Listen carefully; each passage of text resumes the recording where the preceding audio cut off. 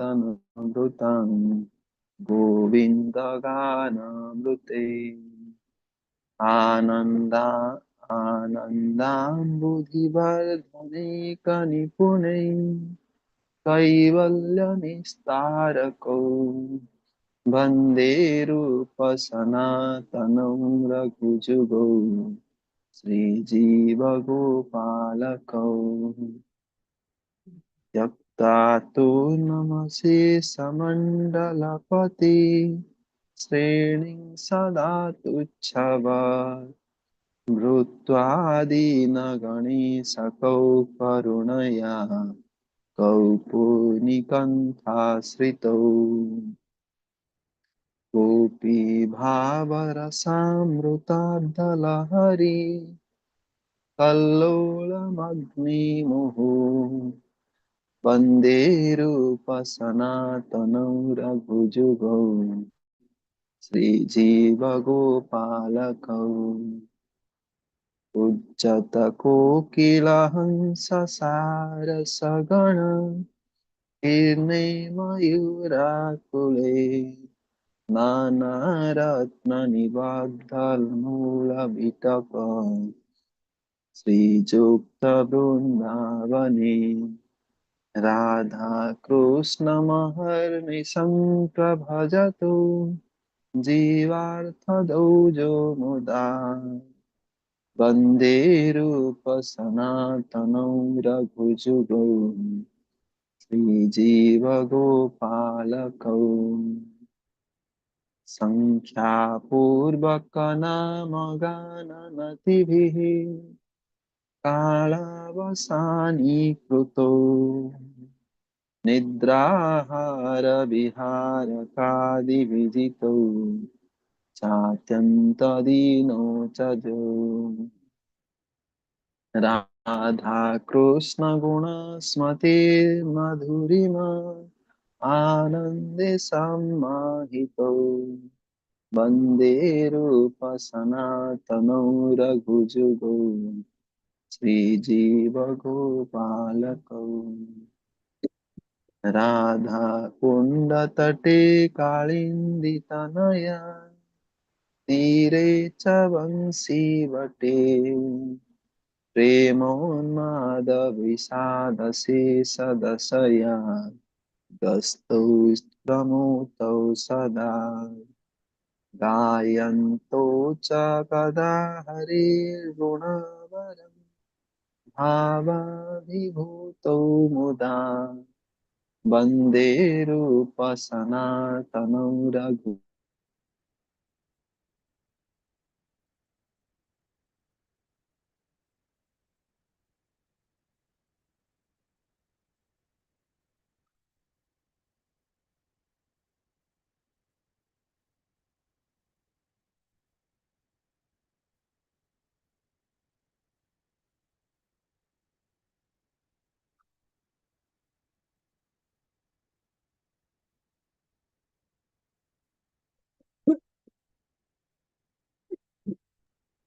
हरे कृष्ण टूटू प्रभु जी। हरे कृष्ण।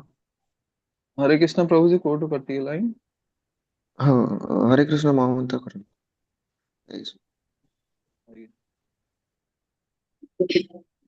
हरे कृष्ण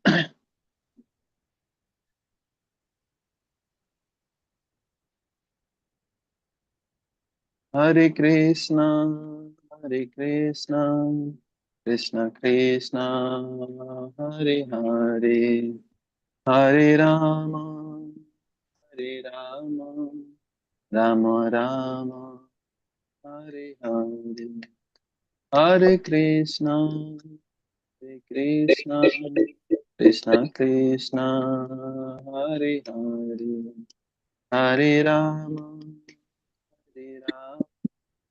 राम राम हरे हरे हरे कृष्ण कृष्ण कृष्ण हरे हरे हरे राम राम राम हरे हरे हरे कृष्ण कृष्ण कृष्ण हरे हरे हरे राम राम राम हरे हरे। धन्यवाद महाराज जी, हरे हरे कृष्ण। कृष्ण। समस्त वैष्णव श्री चरण दंडवत प्रणाम। हरे कृष्ण। हरे कृष्ण। हरे कृष्ण। प्रणाम समस्त। तो समस्त धन्यवाद दिव्यांग आज एଠାରେ उपस्थित अच्छे। तो ଆଜିର ଭଗବତ ଗୀତାର ଷୋଡ଼ଶ ଅଧ୍ୟାୟକୁ ଆମେ ଆଲୋଚନା କରିବା। ପ୍ରସଙ୍ଗ ରହିଛି ଦୈବାସୁର ସମ୍ପଦ ବିଭାଗ ଯୋଗ ଅର୍ଥାତ୍ ଦୈବୀ ଓ ଆସୁରୀ ସ୍ୱଭାବ। ତ ପ୍ରଥମେ ଆମେ ମଙ୍ଗଳାଚରଣ କରିଦେବା। भगवते ओम भगवते वासुदेवाय ओम भगवते वासुदेवाय ओम ज्ञानतिमिरन्धस्य ज्ञानञ्जनशलाकया चतुर्मिलितं येन तस्मै श्रीगुरवे नमः।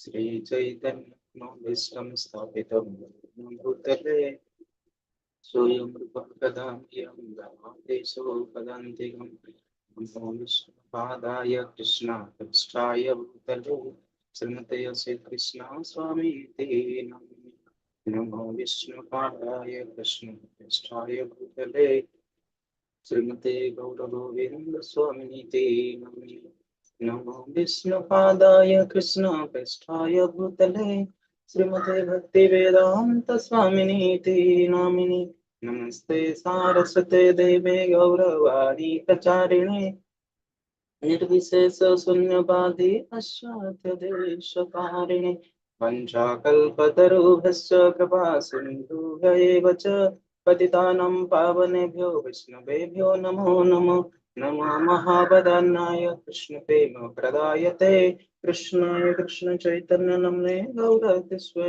नमः।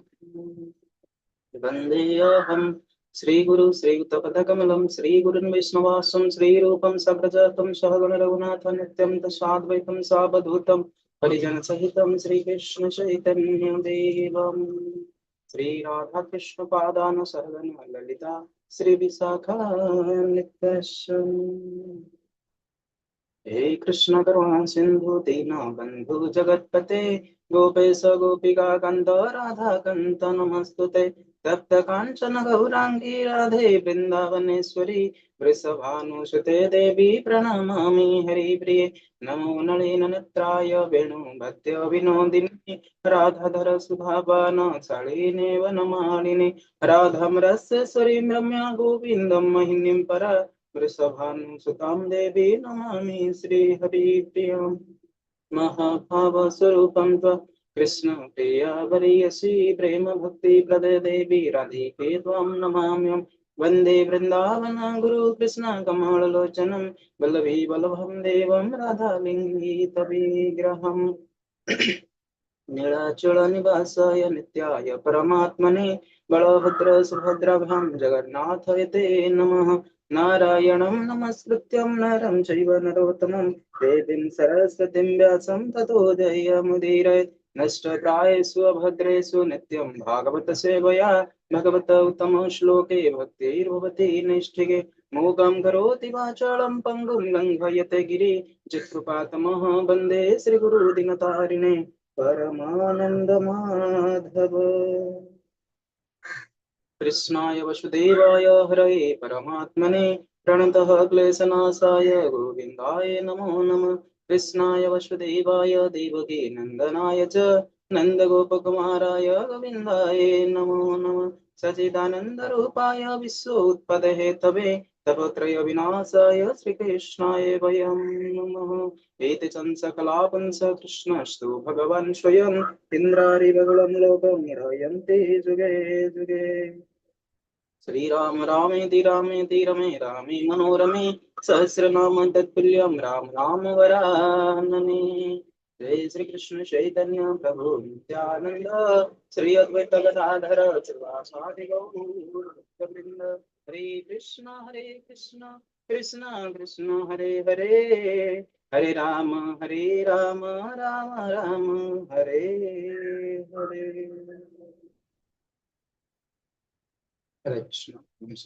तो सही परम परमेश्वर सच्चिदानंद स्वरूप अखिल ब्रह्मांड नायक भगवान श्री कृष्ण चंद्रदेव चरण जुगल कोटि प्रणाम जन मोर दीक्षा गुरु श्री कृष्ण स्वामी गुरु महाराज चरण कमल प्रणति निवेदन करी मोर समस्त शिक्षा गुरु समस्त आचार्य वृंद श्री प्रभुपाद तथा उपस्थित समस्त सज्जन वृंद मित्रवृंद एवं वैष्णव चरण कोटि प्रणाम जन आज मंगल तरफ आयोजित होता सत्संग कार्यक्रम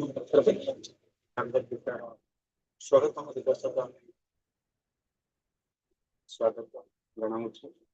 तेरे आम आज आलोचना करवा दैवासुर संपद विभाग दैवी और आसुरी स्वभाव आसुची प्रभु क्लियर साउंड आसुची मोर आगे प्रभु आसुच स्क्रीन ठीक आसुच कल स्क्रीन भी ठीक से आसु नथिला आज देखा जाउची स्क्रीन ठीक से हाँ स्क्रीन देखा जाउची प्रभु ठीक अच्छे सही भगवान कर महत् इच्छारु एवं भगवान कर महत् कृपारु आम समस्त एकत्रित होचे तेणु आज आम दैवस्वर संपद विभाग जब पूर्व काली आम पढ़ी जे भगवान निजको किभଳି भाବରେ क्षर अक्षर पुरुष एवं ताठारु उत्तम परम पुरुष बोली विवेचना करथिले एवं प्रथम श्लोक रे हम देखथिले कोन ना ए माइक उल्लट वृक्षर स्वरूप को भगवान सुंदर भावरे अर्जुनंकर पाखरे उपस्थापना करथिले जो माइक वृक्ष को जानिगले एही सारा संसार रे समस्त प्राणी समस्त लोक मन कौन हवे ना निजर एही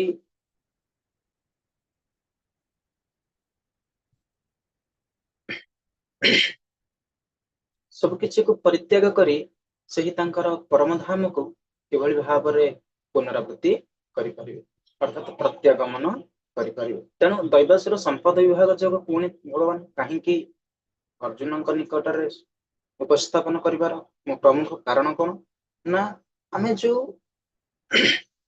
मनुष्य जो त्रिगुण रे बंधा हो जाइछि से त्रिगुण अनुसारे निजको केउ केउ भावरे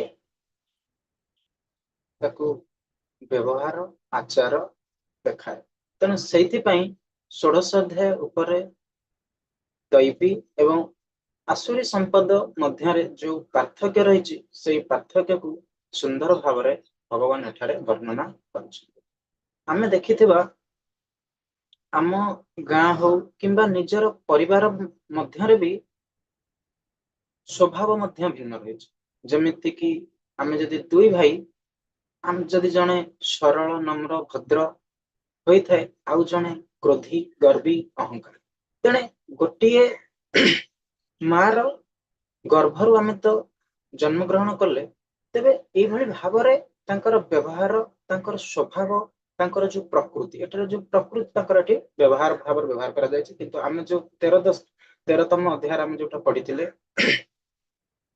प्रकृति आउ पुरुष तेणु एठारे सही प्रकृति आउ ए प्रकृति मध्यरे सामंजस्य नाही तेणु प्रकृति एठी स्वभाव को आमे बुझिबा तेणु ए भितरे निजको किभଳି भावरे से भय शून्यता करिवो पवित्रता एवं ज्ञान भली केतेक गुड़िय गुण रखिछि जहा कि होछि सात्विक गुण जोटा कि हमकु देवता मानकर गुण भली लागे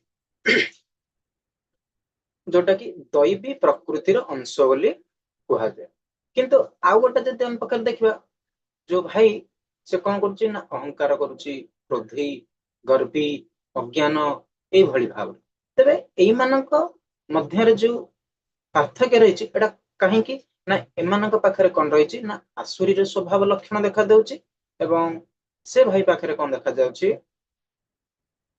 दैव केवल मनुष्य नहीं ଏମିତିକି ଆମେ ଯଦି ସମାଜରେ ଦେଖିବା, ଏମିତି ଯଦି ଆମେ ଜଗତକୁ ଆଲୋଚନା କରୁ, ତେବେ ସେଇଭଳି ଭାବରେ ମଧ୍ୟ ପଶୁ ପକ୍ଷୀ ମାନଙ୍କ ମଧ୍ୟରେ ବି ଏଇଭଳି ଭାବରେ ସ୍ୱଭାବ ଏବଂ ଲକ୍ଷଣ ମାନ ମଧ୍ୟ ଦେଖାଯାଏ।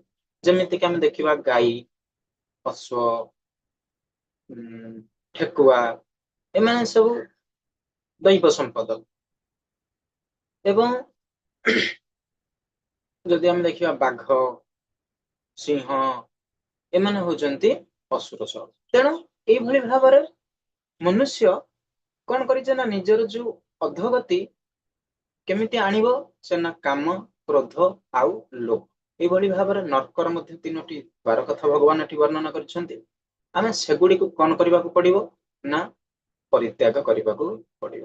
ଶେଷରେ ସେ ଶାସ୍ତ୍ର ବିଧିବିଧାନ ଅନୁଯାୟୀ କର୍ମ କରିବ ଏବଂ ସର୍ବୋଚ୍ଚ ଆଧ୍ୟାତ୍ମିକ ସିଦ୍ଧି ପ୍ରାପ୍ତ କରିବା ପାଇଁ ଏହି ଦୈବାସୁର ସମ୍ପଦ ବିଭାଗକୁ ଭଲ ଭାବରେ ବିଶ୍ଳେଷଣ କରିବ।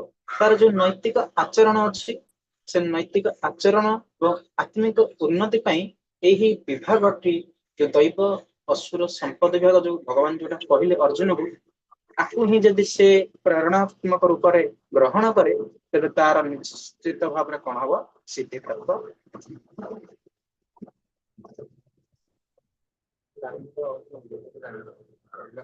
ଠିକ ଅଛି, ଆମେ ଦେଖିବା ଯେ ଶ୍ଲୋକ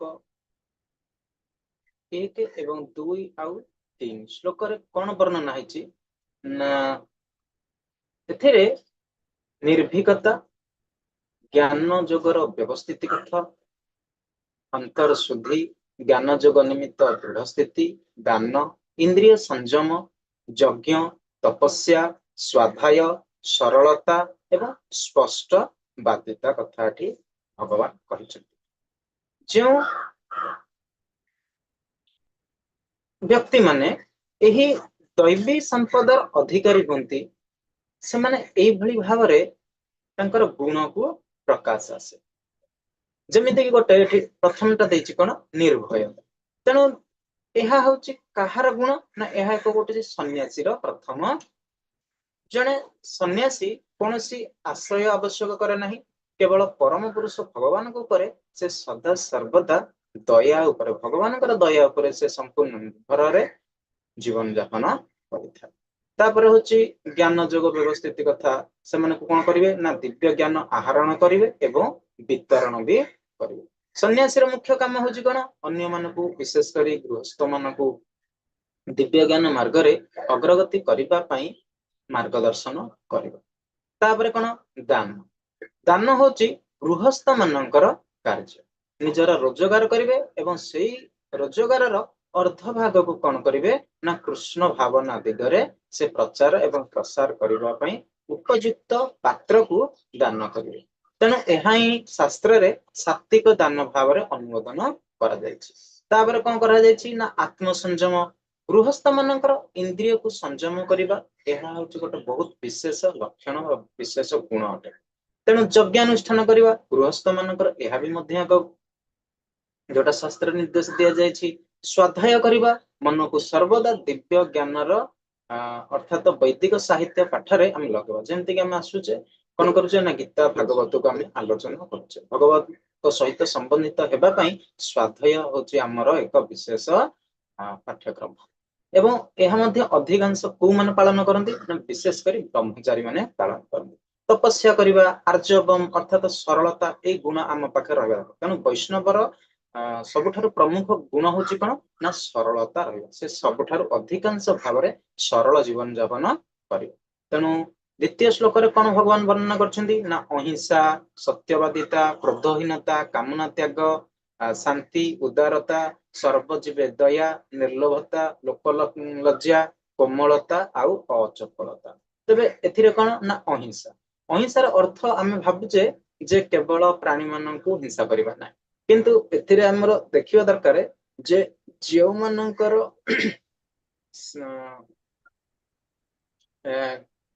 ବୃଦ୍ଧି କରିବା ପାଇଁ ଆମେ ଯଦି ତାକୁ କଣ କରୁଛେ ବାଧା ସୃଷ୍ଟି କରୁଛେ, ସେଇଟା ହିଁ ହଉଛି ବାସ୍ତବରେ ଅହିଂସା। ଆଉ ପଶୁ ହିଂସା କଥା ତ କୁହାଯାଇଛି, ଯେମିତି କି ଆମେ ପଶୁ ହିଂସା କରିବା ନାହିଁ, ସେଥିପାଇଁ ଆମକୁ ଯୋଉ 4 ନିୟମର ପ୍ରଥମ ହଉଛି କଣ, ମାଂସ ଗ୍ରହଣ କରିବା ନାହିଁ, ମାଂସ ଆହାର କରିବା ନାହିଁ। ତେଣୁ ଏଇଟା ବି ହଉଛି ଅହିଂସାର। ସତ୍ୟ, ପ୍ରତ୍ୟେକ ସମୟରେ ଆମକୁ କଣ କରିବା ଦରକାର, ସତ୍ୟ ବଚନ କହିବା ଆବଶ୍ୟକ ଅଛି। କ୍ରୋଧରୁ ଆମେ କିଭଳି ଭାବରେ କ୍ରୋଧ ଆମେ କରିବା ନାହିଁ। ଏବଂ ତାପରେ କଣ, କାହାର ଦୋଷ ଦର୍ଶନ ଦେଖିବା ନାହିଁ। ଏଠି ଯୋଉ ଏଠି ହଉଛି କଣ ନା ଲଜ୍ଜା। ଲଜ୍ଜା ଆମର ଗୋଟେ ବିଶେଷ ଗୁଣ, ଯେମିତି ମା ମାନଙ୍କର ସବୁଠାରୁ ଗୋଟେ ହଉଛି ଅଳଙ୍କାର, ଯୋଉଟା କି ହଉଛି କଣ, ଲଜ୍ଜା କରିବା। ଏଇଟା ହଉଛି ମଧ୍ୟ କଣ ହେଇପାରେ ନା ବିନୟ ଭାବ ବି ହେଇପାରେ। ଅଚପଳତା କଣ, ଗୋଟେ ହଉଛି ଦୃଢତା। ଆମେ ଯେକୌଣସି କାମ କରୁଛେ ସେତେବେଳେ ବିଚଳିତ ନ ହେଇକି ସେ ଦୁଃଖ ଆସିପାରେ, ସୁଖ ଆସିପାରେ, ବିପଦ ଆସିପାରେ, କିନ୍ତୁ ଆମ ଭିତରେ ଗୋଟେ ରହିବା ଦରକାର କଣ ନା ଗୋଟେ ହଉଛି ଦୃଢତା। ତୃତୀୟ ନମ୍ବର ଶ୍ଲୋକରେ ଆମେ କଣ ଦେଖିବା ନା ତେଜ, କ୍ଷମା, ଧୈର୍ଯ୍ୟ, ଶୌଚ, ଅବୈରତା, ଅଭିମାନିତା ଏମାନେ ହଉଛନ୍ତି ଦୈବୀ ସମ୍ପଦ। ଏଇହାକୁ ଯଦି ଆମେ ପ୍ରାପ୍ତ କରିବା ତାହେଲେ ଜନ୍ମ ହୋଇଥିବା ବ୍ୟକ୍ତିର ଏହି ସବୁ ଲକ୍ଷଣ ଦେଖାଯାଏ। ତେଜ କଣ ନା ଏହା ହଉଛି ଆମର ଯୋଉ ବର୍ଣ୍ଣାଶ୍ରମ ଅଛି, ସେ ବର୍ଣ୍ଣାଶ୍ରମରେ କ୍ଷତ୍ରିୟ ମାନେ ଏହାଟା ହଉଛି ପ୍ରଯୁଜ୍ୟ। ଯେମିତି ଆମେ ପ୍ରଥମରେ ଆମେ କଣ କଲେ ନା ସନ୍ନ୍ୟାସୀ ମାନଙ୍କ କଥା ହେଲେ, ଏଠି ଏମିତି କଣ ନା ଏଠି ଆମେ କ୍ଷତ୍ରିୟ ମାନଙ୍କ କଥା ଚିନ୍ତା କରିବା। କ୍ଷତ୍ରିୟ ମାନେ ସର୍ବଦା କଣ କରିବା ନା ଦୁର୍ବଳକୁ ସୁରକ୍ଷା ଦେବେ, ସେମାନେ ପ୍ରଜା ମାନଙ୍କୁ ସୁରକ୍ଷା ପ୍ରଦାନ କରିବେ। ଏହା ହିଁ ହଉଛି କଣ ତେଜ। ଆଉ କ୍ଷମା କଣ ନା ଅନ୍ୟ ମାନଙ୍କ ପ୍ରତି ଆମେ କ୍ଷମା ପରିପୋଷଣ କରିବା। ଧୈର୍ଯ୍ୟ, ଶୌଚମ, ଆଉ ଶୌଚମ ଜାଣିପାରୁଥିବେ ନା ପରିଷ୍କାର ରହିବା, ପରିଚ୍ଛନ୍ନତା ରହିବା, ଅନ୍ତର୍ସୂଚି, ବହିର୍ସୂଚି, ଇଏ ସବୁ। ତେଣୁ ଈର୍ଷା ଶୂନ୍ୟତା, କାହା ପ୍ରତି ଈର୍ଷା କରିବା ନାହିଁ, ଦ୍ରୋହ କରିବା ନାହିଁ, କି କାହାକୁ ନିଜର ଶତ୍ରୁ ବୋଲି ମନେ କରିବା ନାହିଁ। ସମ୍ମାନ ପାଇବାର ଯୋଉ ଆଶା ଅଛି ତାକୁ ଆମେ କଣ କରିବା, ପରିତ୍ୟାଗ କରିବା। ଏଇଟା ହଉଛି ଗୋଟେ ବିଶେଷ ବୈଷ୍ଣବର ଲକ୍ଷଣ। ସେ ସଦା ସର୍ବଦା ଚାହେଁ ଯେ ମୁଁ ହଉଛି ପତିତ ଜୀବ, ସବୁଠାରୁ ଏ ବିଶ୍ୱ ବ୍ରହ୍ମାଣ୍ଡର ସବୁଠାରୁ ପତିତ ଜୀବ ମୁଁ। ତେଣୁ ସେ ଯୋଉ ସମ୍ମାନ ପାଇବାର ଆଶା, କିନ୍ତୁ ଗୃହସ୍ଥ ମାନେ ଆମେ ଯେମିତି ଦେଖିବା, ସବୁ ରାଜନୈତିକ ମାନେ ସେ କଣ କରନ୍ତି, ଯୋଉମାନଙ୍କର ଅଧିକ ଆସୁରୀ ସମ୍ପଦ ଆସିବ, ଆପରେ ଆମେ ଆଲୋଚନା କରିବା, ସେମାନେ କଣ କରିବେ ନା ଚିନ୍ତା କରିବେ ଯେ ମତେ କେମିତି ଖାଲି ମାନ ସମ୍ମାନ ମିଳୁ। କିନ୍ତୁ ଜଣେ ବୈଷ୍ଣବ ହେଇଗଲେ ସେ ଚିନ୍ତା କରିବ ନା ମୋର କୌଣସି ପ୍ରକାର ସମ୍ମାନର ଆବଶ୍ୟକତା। ତାପରେ 4 ନମ୍ବର ଶ୍ଲୋକ କଣ ଦେଇଛି ନା 4 ନମ୍ବର ଶ୍ଲୋକରେ ଭଗବାନ ଏଇଆ ବୁଝେଇବାକୁ ଯାଇଛନ୍ତି ଯେ ଦମ୍ଭୋ ଦର୍ପ ଅଭିନଶ୍ଚ କ୍ରୋଧ ପାରୁଷ୍ୟମେବ ଚ ଅଜ୍ଞାନଂ ଚ ବିଜାତସ୍ୟ ପାର୍ଥଂ ସମ୍ପଦଂ ଆସୁରୀಂ। ତ ଏଠାରେ ଭଗବାନ କହିଛନ୍ତି ହେ ପାର୍ଥ, ଦମ୍ଭ, ଦର୍ପ, ଅଭିମାନ, ଅଜ୍ଞାନତା ଏବଂ କ୍ରୋଧ ତଥା ନିଷ୍ଠୁର ବାକ୍ୟ ପ୍ରୟୋଗତା, ଏଇ ସବୁ ହଉଛି ଆସୁରୀ ସମ୍ପଦ ପ୍ରାପ୍ତ ହୋଇ ଯେଉଁମାନେ ଜନ୍ମ ହୋଇଥାନ୍ତି ସେମାନଙ୍କର ଏହି ସବୁ ଗୁଣ ସବୁ ଉତ୍ପନ୍ନ ହୁଏ। ତ ଭଗବାନ ଏଠି କଣ କହୁଛନ୍ତି, ଆସୁରୀ ସମ୍ପନ୍ନ କେଉଁମାନେ, ଯୋଉମାନେ ଏହି ଭଳି ଭାବରେ ତାଙ୍କର ଲକ୍ଷଣ ପରିପ୍ରକାଶ ହବ। କେମିତିଆ ନା ଗର୍ବ, ଦମ୍ଭ, ଅଭିମାନ, କ୍ରୋଧ, ଅଜ୍ଞାନତା ଏବଂ କର୍କଶତା। ଅର୍ଥାତ ସେ ସଦା ସର୍ବଦା ମିଥ୍ୟା ଆଡମ୍ବର ଅଭିମାନରେ ରହିବେ, ଅଯଥାର ସମ୍ମାନର ଆଶା କରିବେ, କ୍ରୋଧ ଏବଂ କର୍କଶ ଚିତ୍କାର ଏଇ ସବୁ ତାଙ୍କ ପାଖରେ ଦେଖାଯିବ, ଅଜ୍ଞାନତା ଦେଖାଯିବ, ସ୍ୱେଚ୍ଛାଚାରିତା। ତେଣୁ ଏଇଭଳି ଭାବରେ ଭଗବାନ ଆସୁରୀ ପ୍ରକୃତି ଗୁଣେ ସେମାନେ କଣ କରିଥାନ୍ତି ନା ମାତୃ ଗର୍ଭରୁ ହିଁ ଗ୍ରହଣ କରିଥାନ୍ତି। ତା ସହିତ ମଧ୍ୟ କଣ ନା ସେମାନେ ଯଦି ବଢିବେ, ଛୋଟରୁ ବଡ ହେଲେ ଏଇ ଦୁର୍ଗୁଣ ଗୁଡିକ ସେମାନଙ୍କ ଠାରେ ମଧ୍ୟ ଅଧିକ ପ୍ରକାଶ ପାଏ। ଯେମିତି କିି କହିଥାନ୍ତେ କିନ୍ତୁ ଇଏ ରହୁଛି, ଯେମିତି କିି ଅର୍ଜୁନ, ଯେମିତି ଆମର ପାଣ୍ଡବ ମାନେ ଭିତରେ କୋଉ ସମ୍ପଦ ସ୍ୱଭାବ କଣ ଦେଖାଦେଲା ନା ଦୈବ ସମ୍ପଦ। ଭଗବାନ ଆପରେ ସବୁ କହିବେ, କିନ୍ତୁ ଦୁର୍ଯ୍ୟୋଧନ, ଦୁଃଶାସନ ଏମାନଙ୍କ ପାଖରେ କଣ ଦେଖାଯାଉଥିଲା, କେବଳ ଅସୁର ସମ୍ପଦ। ତେଣୁ ସେଇଥିପାଇଁ ସେମାନେ କେବଳ ଈର୍ଷା, ଲୋଭୀ ଥିଲେ। ତାପରେ ଆମେ ଦେଖିବା କଣ 5 ନମ୍ବର ଶ୍ଲୋକ। 5 ନମ୍ବର ଶ୍ଲୋକରେ କଣ ଦେଇଛି, ଦୈବୀ ସମ୍ପତ୍ତି ମୁଖାୟ ନିବନ୍ଧାୟ ସୁରିମତା ମାସୁ ଚ ସମ୍ପଦଂ ଦୈବୀଂ ଅଭିଜାତୋଷି ପାଣ୍ଡବ। ଧାର୍ମିକ ଗୁଣ ଗୁଡିକ ମୁକ୍ତି ପାଇଁ ଅନୁକୂଳ, ଯେତେବେଳେ କି ଅସୁର ଗୁଣ ଗୁଡିକ ବନ୍ଧନ ତିଆରି କରେ। ହେ ପାଣ୍ଡୁପୁତ୍ର, ଚିନ୍ତା କରନା, କାରଣ ତୁମେ ହଉଛି ଧାର୍ମିକ ଗୁଣ ସହିତ ତୁମେ ଜନ୍ମ ହୋଇଛ।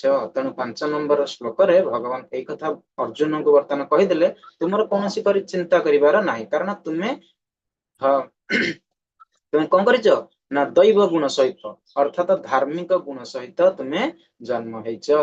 तेणु भगवान एठारे सुंदर भाव रे अर्जुन को मन रे जो द्वेष जो द्वंद्व थिला जे मु जदि सैन्य मान को मारिबी तेबे मते तो पाप लागिबो। तेणु एठी भगवान सही कथा कहउछन जे तुमे धार्मिक गुण सहित जन्म होइछ।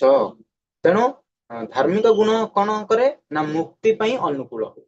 जेतेबेले असुर गुण जन पाखरे देखा जाए से कौन हुए ना बंधन तैयारी करे। तो श्लोक 6 रे कौन नहीं श्लोक 6 हे पार्थ इह लोकरे दैवी आसुरी स्वभावर दुई प्रकार जीव सृष्टि होइछि। दैवी स्वभाव संपन्न जीव मानक विषय रे तो विस्तार करी कुहा गला किंतु एबे मो ठारू तमे सुन आसुरी स्वभाव संपन्न जीव विषय। तेरे श्लोक 6 रे वर्तमान भगवान कौन कहउचंदी ना दुई प्रकार जीव अछंती। तेणु ये जो पृथ्वी रे बद्ध जीव दुई प्रकार गोटे होचंती देवता आ गोटे होचंती असुर। तेणु दैव प्रकृति संपन्न व्यक्ति आउ जन होचंती असुर प्रकृति संपन्न। तेणु दैव प्रकृति संपन्न व्यक्ति कौन ना जो माने दैव संपद अर्थात दिव्य गुण नहीं जन्म होइथांती से माने शास्त्र अनुमति पंथा नियम को अनुसरण करती निजर संजत जीवन यापन करती से माने शास्त्र गुरु एमान को सब मानती। एवं आसुरी प्रकृति संपन्न व्यक्ति माने कौन करती ना केवल निज कथा चिंता करती निजर स्वार्थ निजर स्त्री निजर पिला निजर परिवार। तेणु जो माने शास्त्र निर्देश कदापि मानती नहीं एवं निजर मन इच्छा मुताबक से माने कार्य करती। तेणु यही भाव में भगवान आसुरी संपन्न व्यक्ति मान विषय रे आगु तेबे कौन देछि ना प्रवृत्तिं तो निवृत्तिं च जनान विदुरासुर न शौचम नापि चाचारो न सत्यम तेषु विद्यते। भगवान आसुरी स्वभाव व्यक्ति क्यों कर्म करिबा पई क्यों कर्म न करिबा जानती नहीं सेमानक ठारे शौच सदाचार सत्यवादिता नଥାଏ। देखंतु ये सब पार्टी करचंती मद मांस ये सब पान करिवे एवं खाद्य ग्रहण करिवे। तेणु ये सब आज बर्तमान आधुनिक समाज रे एहा बर्तमान विशेष प्रचलित। जदि कोनोसी बाहागर हैला किंतु बाहागर हमर कोन थिला केमिति शास्त्र केमिति हमकु देइथिला बाहागर होची एक यज्ञ किंतु आमे बर्तमान आजिकल आधुनिक जुग रे बाहागर हैला माने डीजे बाजियो मद मांस रे भासियो याकु छाडी देले बर्तमान बाहागर हेइ परिबो नाही। तेणु एई जो प्रवृत्ति बर्तमान कौन आसिला ना ये सब होची आसुरी प्रकृति जो मानक ठारे लक्षण देखा जिवो ये सब से मानकर कौन हबो ना प्रवृत्ति परिवर्तन हो जो। तेणु एथिरे कौन देइचंदी ना कौन कर्तव्य आ कौन अकर्तव्य एटा होची तांकर ज्ञान रही अभाव आसी थाए। असुर सह संपन्न व्यक्ति माने प्रकृति रे जानती नहीं जे जीवन रे केउ कार्य करबा उपयुक्त केउ कार्यरु निवृत्त रहिबा आवश्यक किंतु शास्त्र रे से कौन करती ना अवमानना करती। तेणु कौन से शास्त्र से मानती नहीं शास्त्र जहाँ देछि तार ओलटा वर्तन करिवे। तेणु ए प्रकार प्रवृत्ति सेमानक ठारे देखा जाए। तेणु सेमानक पाखरे कौन अभाव रहिछि ना पवित्रता अभाव रहिछि शौचर अभाव रहिछि एवं सेमानक पाखरे कौन अभाव अछि श्रृंखलार भी मध्य अभाव अछि सदाचार। तेणु वैष्णव सदाचार आमे काहे ग्रहण करछे ना आमे होछि शास्त्र जहाँ सब हमको नियम दिया जाइछि से पुस्तक रे हमको संपूर्ण विवरण दिया जाय ताकू आमे कोन करूचे अनुसरण करूचे एवं ता सहित मध्ये अनुकरण करूचे। किंतु एमाने कोन करिवे ना आई आधुनिकता कर स्वाद को चाखिके ये सब शास्त्र रो उल्लंघन करिवे एवं सत्यर अभाव मध्ये एमानक पाखरे देखा जाय। तेणु एही प्रकृति रो लोक मानक व्यवहार रे कोनोसी प्रकार रो सत्यता ही परिदृश्य होई न थाए।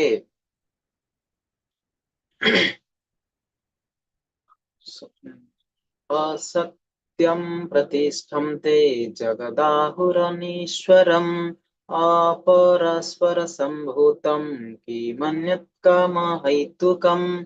तो सेमाने कहउथांती जगत रे सत्य बोली किछि नाही नैतिक आधार रे बोली किछि नाही ईश्वर बोली केही नाही ए जगत केवल काम परवश होई परस्पर मिलन रु सृष्टि होइछि बोली सेमाने मत रखती। तेणु एथिरे एई अष्टम श्लोक रे हम कोन देखिबा नास्तिक स्वभाव संपन्न व्यक्तित्वर विषय रे एठी वर्णना करा जायछि। देखितबे किछि दिन तळे हमर सुहेतुवादी सब बाहर थिले चंद्रग्रहण रे कौन कले चिकन बिरियानी खाइले कौन सी भगवान नहांती राहु नाही केतु नाही तेणु तांकर कौन प्रकार से भगवान को ही आदौ विश्वास करती नहीं सब कौन करती भित्तिहीन बोली चिंता करती तेणु यही भाव में देखिए आलोचना करवा कौन ना जगत हूँ मिथ्या आउ भित्तिहीन से मैंने भावती जे दृश्यमान जगत हूँ कौन ना संपूर्ण अवास्तव एटा तो सब जो जिनसा आम देखिपे से जिनसा ना तेणु से आमर माधवाचार्य हूँ कि चैतन्य महाप्रभु जो आसिले आमको कौन देले ना अद्वैत भेदाभेद अचिंत्य भेदाभेद तेणु यही भाव में जो शंकराचार्य हरिका पूर्व थे जो मैंने निराकारवादी थे जो मैंने निर्विशेषवादी से तो गोटे प्रकार थे बुद्ध भगवान आसिले से नास्तिकता को अवलंबन कर तेणु से भाव में एमती किछि अछंती समाज प्राणी जो मैंने कि आमर विकृत प्राणी सब से चिंता करेंगे यही भाव में कौन ना जगत हूँ मिथ्या आउ भित्तिहीन आमर आमे अच्छे किंतु से आमको भी मानती नहीं तेणु यही भाव में निजर सत्ता अच्छी भगवान सत्ता अच्छी भगवान को बिना कौन किसी कार्य ही पारे किंतु से कौन भावती ना जगत मिथ्या एवं भित्तिहीन यह हूँ केवल कौन ना दृश्यमान जगत संपूर्ण अवास्तव होता है कौन से भित्ति नाही यह गोटे छायाचित्र आउ स्वप्न भली मिथ्या केही ईश्वर बा हेमती किछि नियंत्रण करे नाही सेमानक मतरे कौन हुए ना यह को नियंत्रण करबा पई कौन से प्रभु नाहंती आपण जो भगवान सब मानुचंदी ए भगवान केवल जन राजा आसिला सी तार गोटे चित्र अंकी देथिला से राजा चित्र अंकिन पर धीरे धीरे धीरे धीरे ए 1600-1800 मसीहा बेलू तुम सब जान किंतु सेमानकर ज्ञान नहीं जे जते बेले ग्रह मंडल विषय किछि वैज्ञानिक माने चिंताधारा करि पार नथिले सेते बेले आमे नवग्रह को पूजा करथुलु से चिंता करना कौन प्रकार जिते यूरोपीय कंट्री मानक भी पृथ्वीर वास्तव आकार को जान नथिले सेते बेले हमर जगन्नाथ मंदिर रे कौन भगवान बराहदेव तांकर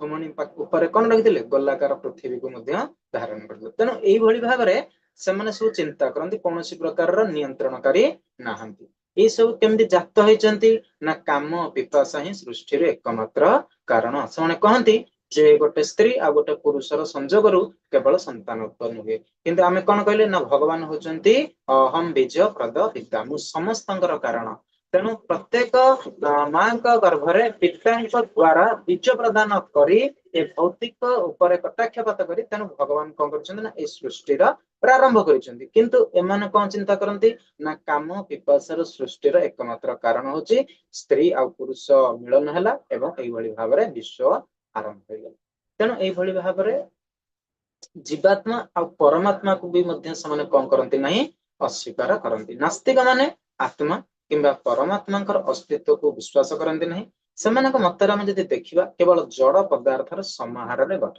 अर्थात से चिंता करती जे आम जो शरीर होती शरीर टा कौन होची ना जस्ट खाली केमिकल रे जदि आमे ताकू नबा किछि केमिकल अछि से केमिकल रे आज पर्यंत बहुत केमिकल अछि आपण मन तो गोटा आज पर्यंत जीव पिंपुड़ी तो करि पाइलेनी छाड़ मनुष्य कथा चिंता करिया कोन तेनु जदि से चिंता करिवे केवल केमिकल को लेकिन से कौन कर विभिन्न प्रकार विश्लेषण कर चलते आम ये केमिकल को लेकिन कौन करूँ ना मनीष तैयारी करूँ आज पर्यंत कौन प्रकार से सत्ता को गोटे जीवंत प्राणी को से कौन कर आरंभ कर जदि आम आलोचना करवा से प्रकार जो से नौचंती केमिकल केमिकल दाम हूँ हेका अति बेस 2000-3000 किंतु मनुष्य जब चिंता करवा आमको 2000-3000 टंका आमको जन को दि जाव सी चिंता कर मोर दाम टोटाल 2000-2500 टंका तेणु यही भाव में से कौन करती विश्वास कौन प्रकार आत्मा किंतु जिते बड़े शरीर भितर जड़ तो आमर तो पंचमहाभूत अच्छी पंचमहाभूत आम शरीर तो सृष्टि आम पढ़ी शरीर केमती सृष्टि है शरीर भितर जिते पर्यंत आत्मा परमात्मा प्रवेश है नहीं ये हूँ कौन जीवन आमर चलुनि आम हूँ अचेतन आमर चेतनशील किसी हम ना जमीती कि उदाहरण आम नहीं पार गोटे हूँ नुआ घर गोटे जन तैयारी कला नुआ घर भितर से ओयारिंग करदेला इलेक्ट्रिकल ओयारिंग सब कर देछि किंतु बाहर तार कनेक्शन बर्तमान दिखाई जो न्यूट्रल फेज बर्तमान आसी नहीं मेन स्विच तेणु मेन स्विच रू आसीनी माने भितरटा कौन हम आलोक तेणु से भाया आत्मा परमात्मा शरीर भितर प्रवेश करनी माने ये सब जमीती घन अंधकार नुआ घर तैयारी जमीती घन अंधकार ये सेमिति आम शरीर टा कौन हो जाए ଏଇଭଳି ଭାବରେ ଅଚେତନ ଅବସ୍ଥାରେ କୌଣସି ଚେତନା ଏଥିରେ ନଥାଏ, ଇଏ ହଉଛି ପୁରା ନିଷ୍କ୍ରିୟ ଭାବରେ ରହିଥାଏ। ଶ୍ଲୋକ 9 ଯିବା।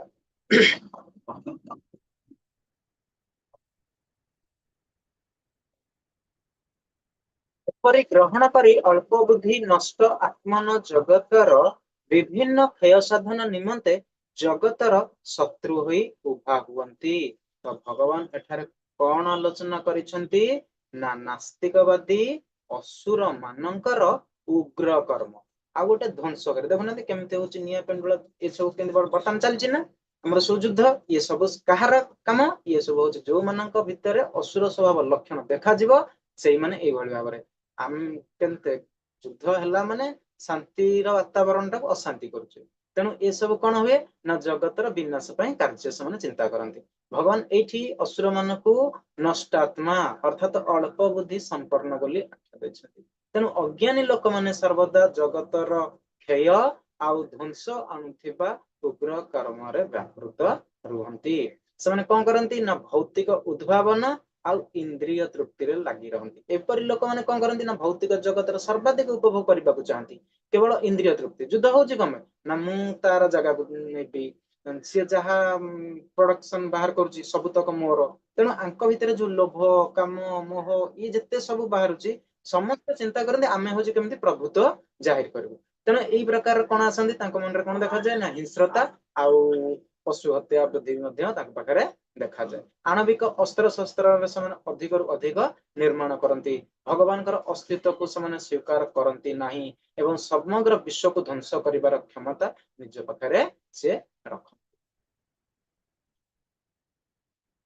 ଏଠି ଆମକୁ ଯୋଉ ଚାରୋଟି ନିୟମ ଦେଇଛି ଇଲିସିଏଟ ରିଲେସନସିପ, ଗ୍ୟାମ୍ବଲିଂ ଏବଂ ନଟ୍ ମିଟ୍ ଇଟିଂ ଆଉ ଗୋଟେ ଇଣ୍ଡକ୍ସନ। କିନ୍ତୁ ଆଜିକାଲି ଏଇ ଯୋଉ ଆଧୁନିକ ସମାଜରେ କଣ କେବଳ ଏଇଆକୁ ହିଁ ଏଇ ପ୍ରତି ହିଁ ସମସ୍ତେ ଅଧିକ ଆକର୍ଷିତ। ତେଣୁ ଏଠି ଆମେ ଆଲୋଚନା କରିବା ଯେ କିଭଳି ଭାବରେ ଅସୁର ମାନେ କାମ ପିପାସାରେ ଜଡିତ ହୁଅନ୍ତି, ମୋହଛନ୍ନ ଅବସ୍ଥାରେ ଅପବିତ୍ର କର୍ମ ଏବଂ କେବଳ ସ୍ତ୍ରୀ ସମ୍ଭୋଗ କରିବେ, ଜୁଆ ଖେଳିବେ, ମାଂସ ଖାଇବେ ଏବଂ ନିଜର ଯୋଉ କଳ୍ପକଳ୍ପିତ ଧର୍ମ ଆଉ ଉପାସନା କେମିତି କରିବେ ଏବଂ ଅଜ୍ଞାନତାରେ ବୁଡି ରହିବେ। ଟିକେ ଆଲୋଚନା ଏଠି କରିବା ଯେ ଅସୁର ମାନଙ୍କର ଇନ୍ଦ୍ରିୟ ଉପଭୋଗ ବା କାମ ପିପାସା କେବେ ହେଲେ ଶେଷ ହୁଏ ନାହିଁ। ଯେମିତି ଆମେ କହିଥିଲେ ନା ୱାଣ୍ଟସ୍ ଆର୍ ଅନଲିମିଟେଡ। ତେଣୁ ଇଏ ହଉଛି ସେଇଭଳିଆ ଆମର କାମନାଟା ଏତେ ଆଉ ଇନ୍ଦ୍ରିୟ ଉପଭୋଗ ଏତେ କରିବାକୁ ଇଚ୍ଛା ହୁଏ ଯେ କୌଣସିଥିରେ ତାର ଅନନ୍ତ। ତେଣୁ ଏଇଟା ହଉଛି କଦାପି ଶେଷ ହୁଏ ନାହିଁ। ତେଣୁ ସେମାନେ କେବେ ବି ଶାନ୍ତି ପ୍ରଦାନ ପାଆନ୍ତି ନାହିଁ କି ତୃପ୍ତ ହୁଅନ୍ତିନି। ଇନ୍ଦ୍ରିୟ ଉପଭୋଗ ଯେତେ କରିବେ କୌଣସିଥିରେ ଆମର ତୃପ୍ତ ହୁଏ ନାହିଁ, ବରଂ ଦିନକୁ ଦିନ କଣ ହୁଏ ନା ଅତୃପ୍ତ ଭୌତିକ ଭୋଗ କାମନା ବଢିବାରେ ଲାଗେ କିନ୍ତୁ କମିବାର ଏଥିରେ ଦେଖାଯାଏ। ତେଣୁ ସେମାନେ ସର୍ବଦା କଣ ହୁଅନ୍ତି ନା ଅଶାନ୍ତିରେ ରହନ୍ତି ଏବଂ ସବୁବେଳେ ତାଙ୍କର କଣ ଅବସ୍ଥା ଆସେ ନା ମୋହର ଆଚ୍ଛନ୍ନ ହୁଏ। ଏହି ଅତୃପ୍ତ କାମ ଗର୍ବ ମିଥ୍ୟା ସମ୍ମାନର ସେ ବଶବର୍ତ୍ତୀ ହୁଅନ୍ତି ଏବଂ ମାୟାଗ୍ରସ୍ତ ରହନ୍ତି। ସେମାନେ ଅସ୍ଥାୟୀ ନଶ୍ୱର ଏବଂ ପଦାର୍ଥ ମାନଙ୍କ ପ୍ରତି କଣ ହୁଅନ୍ତି ନା ଆକୃଷ୍ଟ ହୁଅନ୍ତି। ତା ସହିତ ସେମାନେ ସବୁବେଳେ ଅପବିତ୍ର କର୍ମ କରନ୍ତି, ଯେମିତିକି ଅନ୍ୟ ସ୍ତ୍ରୀ ପ୍ରତି ଆକର୍ଷିତ ହବା, ମଦ୍ୟପାନ କରିବା, ସ୍ତ୍ରୀ ସମ୍ଭୋଗ କରିବା, ଜୁଆ ଖେଳିବା, ତାସ ଖେଳିବା, ମାଂସ ଭକ୍ଷଣ କରିବା, ବିଶେଷ କରି ସ୍ତ୍ରୀ ସମ୍ଭୋଗ ଆଉ ଭୌତିକ ଧନ ସମ୍ପଦ ସଂଗ୍ରହ କରିବାରେ ଏମାନେ କଣ ହୁଅନ୍ତି ବହୁତ ଲାଗି ପଡନ୍ତି ଏବଂ ନିଜର ଯୋଉ ନିଜର ଯୋଉ ମିଥ୍ୟା ଅଭିମାନ ଅଛି ସେଇ ମିଥ୍ୟା ଅଭିମାନ ଆଉ ଗର୍ଭବଶତଃ ସେମାନେ କହନ୍ତି ନା ବୈଦିକ ଶାସ୍ତ୍ରର ନିୟମକୁ କେତେବେଳେ ମାନନ୍ତି ନାହିଁ। ସେ କଣ କରନ୍ତି ନା ନିଜ ମନ ମୁତାବକ ବିଭିନ୍ନ ପ୍ରକାରର ମନ୍ତ୍ର ତିଆରି କରନ୍ତି। ଆଜିକାଲି ଦେଖିଥିବ ଅଷ୍ଟପ୍ରହରୀରେ ଆମର ସବୁ ମନ୍ତ୍ର ତିଆରି ହଉଛି। ଭଗବାନ ଆମକୁ କୋଉ ମନ୍ତ୍ର ଦେଇଛନ୍ତି? ଆଜି ଅଷ୍ଟପ୍ରହରୀ ମାନେ ଦେଖିଥିବେ ସବୁ ବିଭିନ୍ନ ପ୍ରକାରର ମନ୍ତ୍ର, ବିଭିନ୍ନ ପ୍ରକାରର ଆହୁରି ସବୁ ଅଲଗା ସବୁ ଦେଖିଥିବେ ସଂସ୍ଥା ମାନଙ୍କରେ। ତେଣୁ ସେଇଥିପାଇଁ ଆମର ଯୋଉ ଉପଯୁକ୍ତ ପରମ୍ପରାକୁ ଆସିବାର ଅଛି, ଉପଯୁକ୍ତ ଧର୍ମଶାସ୍ତ୍ରକୁ ଅନୁସରଣ କରିବାର ଅଛି, ଉପଯୁକ୍ତ ଆଚାର୍ଯ୍ୟ ମାନେ ଉପଯୁକ୍ତ ବକ୍ତବ୍ୟ ମାନଙ୍କ ଠାରୁ ଆମକୁ କଣ କରିବାର ଅଛି ଏସବୁ ଶୁଣିବାର ଅଛି। ଯଦି ଆମେ ଅଲଗା କୌଣସି ସମ୍ପ୍ରଦାୟର କିମ୍ବା ଅଲଗା ଯୋଉମାନେ ଭୌତିକବାଦୀ ଚିନ୍ତାଧାରା ରହିଥିବେ ସେମାନେ ଆସିକି ବର୍ତ୍ତମାନ ସୁନ୍ଦର ଭାବରେ ପ୍ରବଚନ ଦଉଛନ୍ତି, କିନ୍ତୁ ଲୋକମାନେ କୁହନ୍ତି ସେମାନେ ସୁନ୍ଦର ପ୍ରବଚନ ତ ଶୁଣୁଛନ୍ତି କିନ୍ତୁ ତାଙ୍କର ବି ଏଥିରେ ଅସୁବିଧା ହବ। କେମିତି ନା ଯେମିତି କ୍ଷୀର क्षीर पीले आमर शरीर पुष्टि हम किंतु से कौन अच्छी जदि टिके कौन मिशीगला जमीक क्षीर थुआ केत साप आसिक मुह मारी जदि से क्षीर को आम पीवा आमर अवस्था कौन हम तेणु यही भाव में जो स्व कपल कल्पित धर्म उपासना करती जदि आम कि शिक्षा ग्रहण करवा जदि आम कि शुणा आमर भी जमती क्षीर क्षीर पान जोटा सर्प जो मुह मारी देता क्षीर को पीला आमर अवस्था कौन हम शोचनीय अवस्था हम आम मृत्युवरण करवा तेणु से भाव में आमर अधपतन एठी हम तेणु अज्ञानता कौन हम ना से प्रकृत ज्ञान न थाए से जानी पारती ना अतृप्त कामना जोग से कौन होती ना भ्रमात्मक मार्ग सब बेले घूरी बुलती असुर माने भावती जे मु आज ए शत्रु को विनाश कली पुणी अन्य सबको शत्रु को विनाश करी मु ए पृथ्वी ईश्वर मु सबुठारु अत्यंत भोग विलास अच्छी मु हूँ बलवान मु हूँ सुखी आ मु सकल मनोरथ पूर्ण करुवा सिद्ध पुरुष तेणु भगवान एठारे असुर माने किभली भाव में अवैध उपार्जन करती से किभली भाव में शत्रु को विनाश करने सब बेले चिंता करती एवं ता सहित भी पृथ्वीर निजक निजे से सर्वसारा मन करती भगवान को तो मन कर विश्वास करती से निज को कहती जे मु हूँ ईश्वर जमी कंस आसला सी भगवान को विश्वास करती सी कहे जे मते तमे ईश्वर बोली डाक मते तमे भगवान बोली डाक आमर शिशुपाल सी कहे जे मु हूँ भगवान तेणु यही भाव में जो मानक लक्षण देखा जे सेमाने होचंती आसुरी संपद रही तेणु यही भाव में पाखरे केवल कौन आसो ना मु शत्रु को विनाश करी मु हूँ ईश्वर मु हूँ सबु भोग विलास करने आसी मु हूँ बलवान मु हूँ सुखी आउ सकल मनोरथ करने से सब बेले चिंता करती सहित कौन करती ना धन संपत्तिर अहंकार पाखे बहुत वृद्धि पाए से कौन करती ना शत्रु मानकर बध करने से विशेषकर गर्व अनुभव करती आ निजको से प्रतिपादन कौन करती ना ईश्वरत्व एवं श्रेष्ठत्व प्रतिपादन करती एवं निजर परिवार प्रतिपत्तिर मध्य से गर्व रखिथांती एवं ता सहित मध्य कौन करती ना धार्मिकतार मिथ्या आडंबर करती जमती कि सीता माता को हरण करने रावण क्यों वर्ष धारण कले ना सन्यासी तेणु विश्वास गोटे योग्य जी होचंती सन्यासी तेणु सन्यासी बेश सबु बेले लोक मैंने कौन व्यवहार करती ना यूज बदल को मिस यूज रे व्यवहार करती तेणु से कौन करती ना धार्मिक छलना करती जोटा कि मिस यूज को आम कहले एवं से कौन करती ना यज्ञानुष्ठान करती दान दियंती एवं आनंद उपभोग करती किंतु एटा कौन ना जमी आजिकल देखिथे कली जुग सब आसिले बर्तमान सकाळु आमर चिंताधारा तांकर कौन ना राजनीति रे किभली भाव से माने ऊपर स्तर को जिबे सेथिपई विभिन्न प्रकार आयोजन करिवे धार्मिक अनुष्ठान एवं से भाव में लोक मान निजर कराइबे किंतु वास्तव तांकर मन भितर तांकर जो हृदय कौन थाए जे मु हूँ बड़ हेबी एमान को मु हाथ में रखी एवं आ सहित मु मोर सबु प्रकार कामना को पूरण करि पारि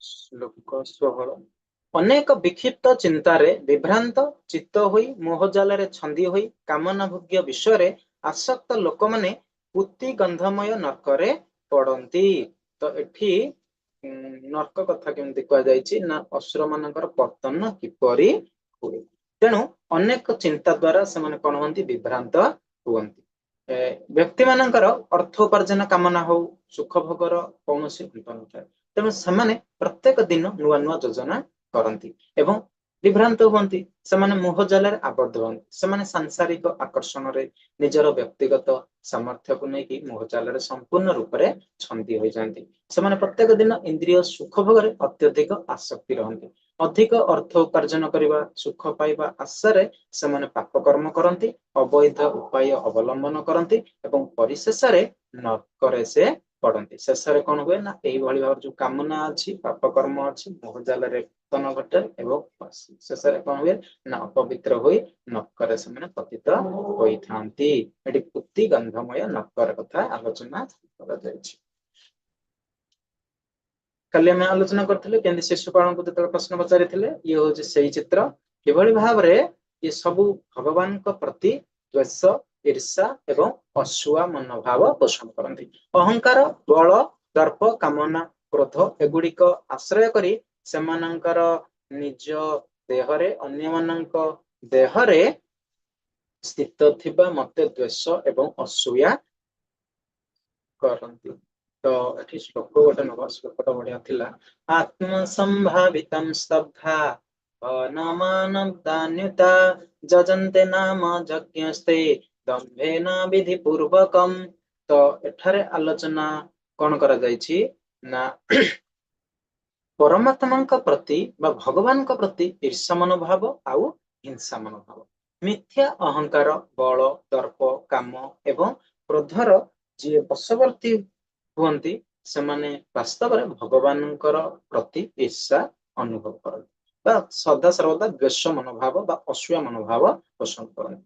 ଯେଉଁ ଭଗବାନ ସେମାନଙ୍କ ନିଜ ଶରୀରରେ ଅନ୍ୟ ସମସ୍ତଙ୍କ ଶରୀରରେ ପରମାତ୍ମା ରୂପରେ ଅଛନ୍ତି ସେମାନେ ସେହି ଭଗବାନଙ୍କୁ କଣ କରନ୍ତି ନା ହିଂସା କରନ୍ତି, ଧର୍ମଶାସ୍ତ୍ର ନିନ୍ଦା କରନ୍ତି।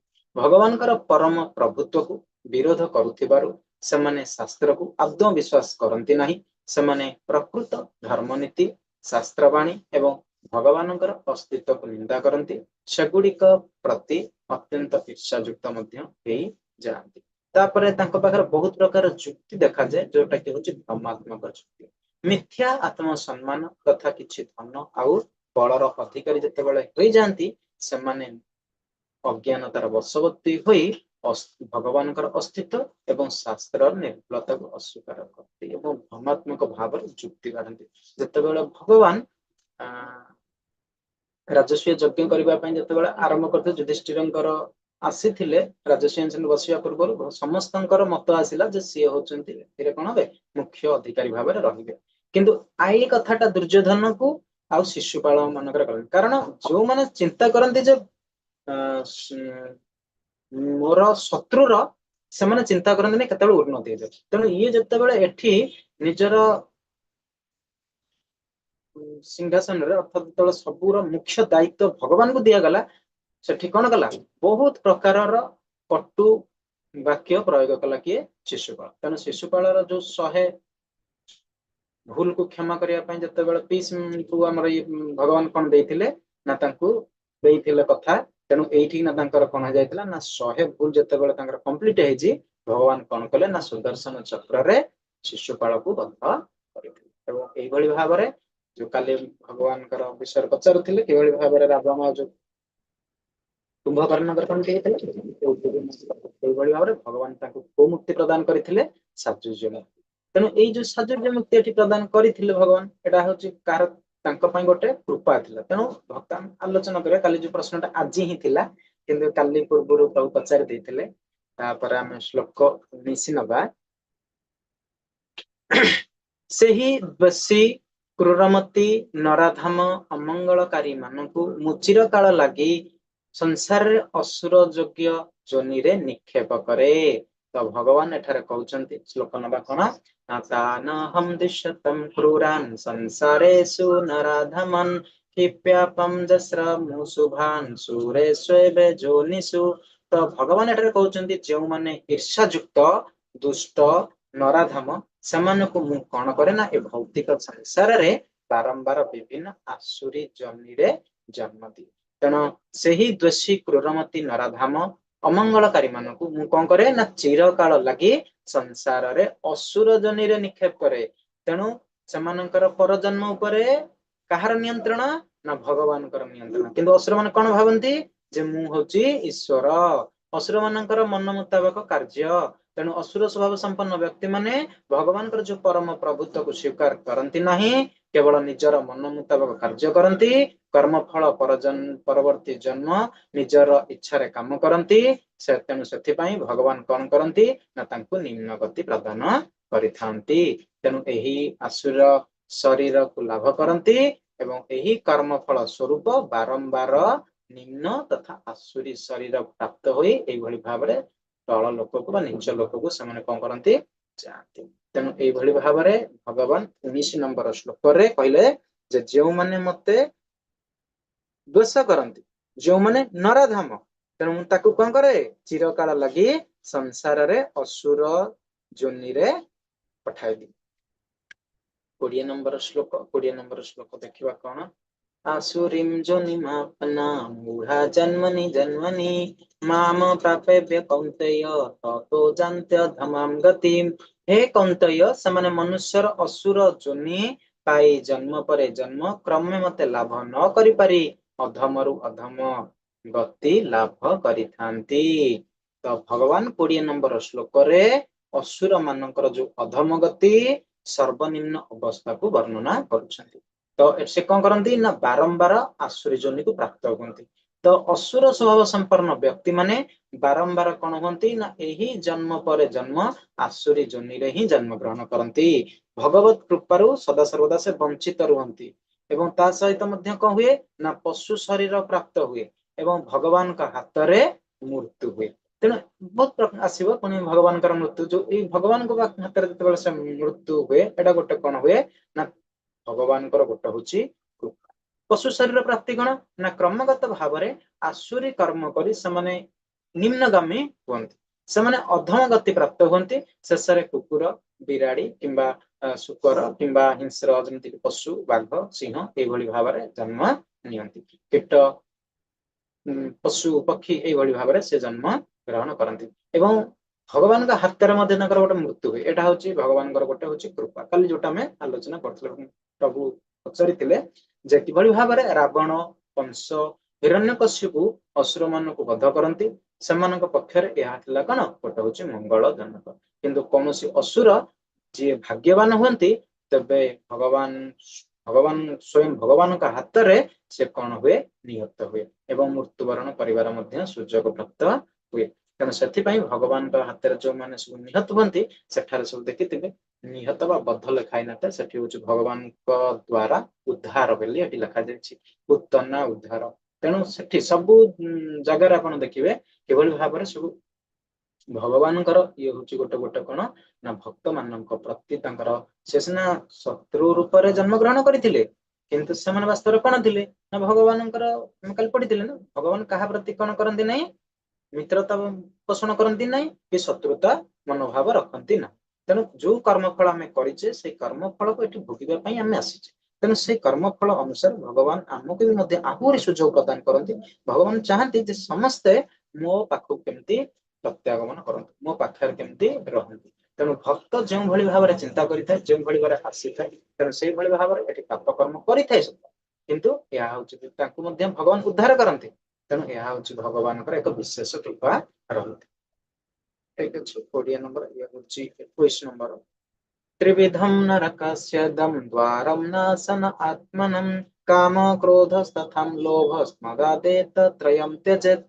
काम क्रोध लोभ यही तीनोटी नरकर द्वार देखा नरकर द्वार एटा को भल कि माइंड रे सेट करंतु जे आम भावचे नरकर द्वार सब अलग कौन अच्छे यहीटा हूँ नरकर द्वार। तेणु तीनोटी नरकर द्वार कथा भगवान कहते जे गोटे हूँ काम गोटे हूँ क्रोध आ गोटे हूँ लोभ। तेणु नरकर जो तीनोटी द्वार से कौन हुए ना आत्मार अधोगति हुए। तेणु ये तीनोटी प्रवृत्ति मनुष्य कौन करे ना आत्मार विनाश अधोगति घटाई थाए। जो व्यक्ति ये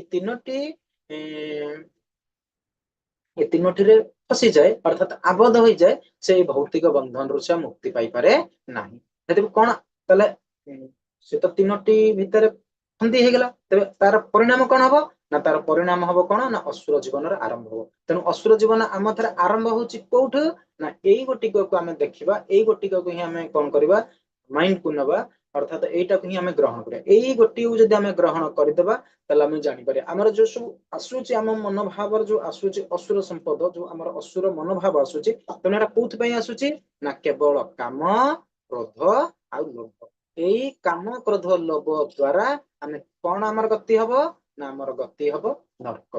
तेणु असुर जीवन आरंभ एठी ही आरंभ होता है। तेणु भगवान आम कौन उपदेश देते ना प्रत्येक मनुष्य को कौन करने दरकार ना ଭଗବାନଙ୍କ ପ୍ରତି ସମ୍ବେଦନଶୀଳ ହବା ଆବଶ୍ୟକ ଅଛି, ଭଗବାନଙ୍କ ପ୍ରତି ପ୍ରୀତି ରଖିବାର ଅଛି।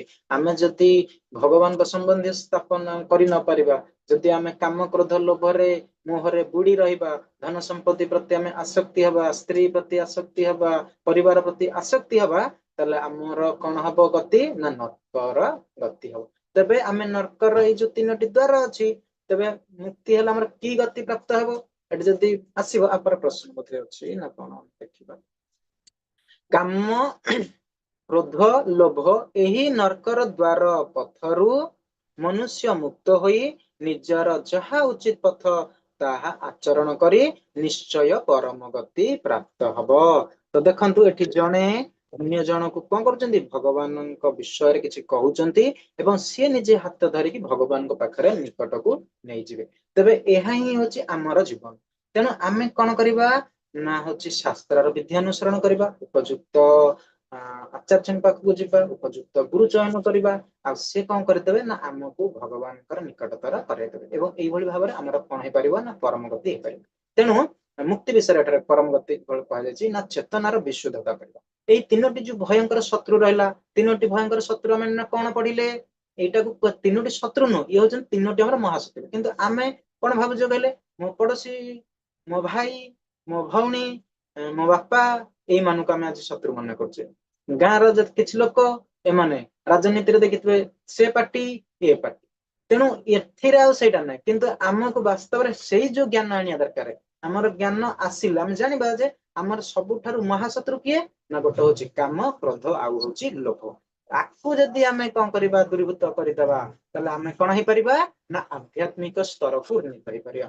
ଆ ପାଇଁ ଆମକୁ କଣ କରିବାକୁ ପଡିବ ନା ଶାସ୍ତ୍ରର ବିଧି ଆମକୁ ପାଳନ କରିବାକୁ ପଡିବ। କୋଉ ଶାସ୍ତ୍ର ନା ବୈଦିକ ଶାସ୍ତ୍ର। ଏଣୁ ତେଣୁ ଯୋଉ ଆଜି ମାର୍କେଟ ମାନଙ୍କରେ ବହୁତ ପ୍ରକାର ଶାସ୍ତ୍ର ସବୁ ମିଳୁଛି, ଆମେ ଦେଖିବା ସେ ଶାସ୍ତ୍ରକୁ ଆଣିବେ, ଲୋକମାନେ ପଢୁଛନ୍ତି, ବିଭିନ୍ନ ପ୍ରକାରର ବାର୍ତ୍ତା ପ୍ରଦାନ କରୁଛନ୍ତି। ତେଣୁ ତାକୁ ଆମକୁ ଗ୍ରହଣ କରିବାକୁ ପଡିବ ନାହିଁ। ଆମକୁ କଣ କରିବାକୁ ପଡିବ ନା ଆଧ୍ୟାତ୍ମିକ ସ୍ତରକୁ ଉନ୍ନୀତ ହେବା ପାଇଁ ହେଲେ ଆମେ ଉପଯୁକ୍ତ ଆଚାର୍ଯ୍ୟ, ଉପଯୁକ୍ତ ଗୁରୁ ଚୟନ କରିବା ଏବଂ ଏଇଭଳି ଭାବରେ ଆମର ମୁକ୍ତି ସୁନିଶ୍ଚିତ ହେଇଯିବ। ଯେତେବେଳେ ବ୍ୟକ୍ତି ନିଜର କାମ, କ୍ରୋଧ ଆଉ ଲୋଭରୁ ମୁକ୍ତି ହେଇଯାଏ, ସେ କଣ ହବ ନା ଭକ୍ତି ଯୋଗକୁ ଅବଲମ୍ବନ କରିବ। ସେତେବେଳେ ତାର କଣ ହବ ନା ଆତ୍ମ ଅନୁଭୂତି ଲାଭ ଦିଗରେ ତାର ପୂର୍ଣ୍ଣତା ପ୍ରାପ୍ତ ହବ ଏବଂ ତାର ମୁକ୍ତି ନିଶ୍ଚିତ ହବ। ଏଠି ଭଗବାନ ମୁକ୍ତି ନିଶ୍ଚିତ କଥା କହିଛନ୍ତି। ପୁଣି ଆସିବ ଆଗକୁ ଆହୁରି ଭଗବାନ ସବୁ ଆମ ମନରେ ଯୋଉ ଦ୍ୱନ୍ଦ୍ୱ, ଆମ ମନରେ ଯୋଉ ସବୁ ଅଛି ନା, ଏ ସବୁ ଅର୍ଜୁନ ପଚାରିଛନ୍ତି ଏବଂ ଭଗବାନ ସବୁ କ୍ଲିୟର କରିବେ। ଯେତେବେଳେ ଆମେ 1ରୁ 18 ଅଧ୍ୟାୟଟାକୁ ସବୁ ଯାକ ପୁରା ଗ୍ରହଣ କରିଦବା, ନିଜର ଆଧାର କରିଦବା, ଏଇଟା ଯୋଉ ଆମର ଆତ୍ମାର ପୋଷଣ, ଆମେ କାଲି ପଢୁଥିଲେ କେମିତି ଗଛ ଏବଂ ବା ବୃକ୍ଷ ହଉଛି ପରିପୃଷ୍ଟ ହଉଥିଲା, କିନ୍ତୁ ଆମେ କୋଉଥିରେ ପରିପୃଷ୍ଟ, ଆମେ ଭାବୁଛେ ଯେ ଆମେ ଖାଲି ଖାଇବା ପିଇବା ଆମର ଶରୀରଟା ବୃଦ୍ଧି ହବ। 10 ନମ୍ବର ଶ୍ଲୋକରେ ପଢିଥିଲା, ଖାଇ ପିଇକି ଯଦି ଆମେ ବୃଦ୍ଧି କରିବା କିନ୍ତୁ ଆତ୍ମାର ହବନି।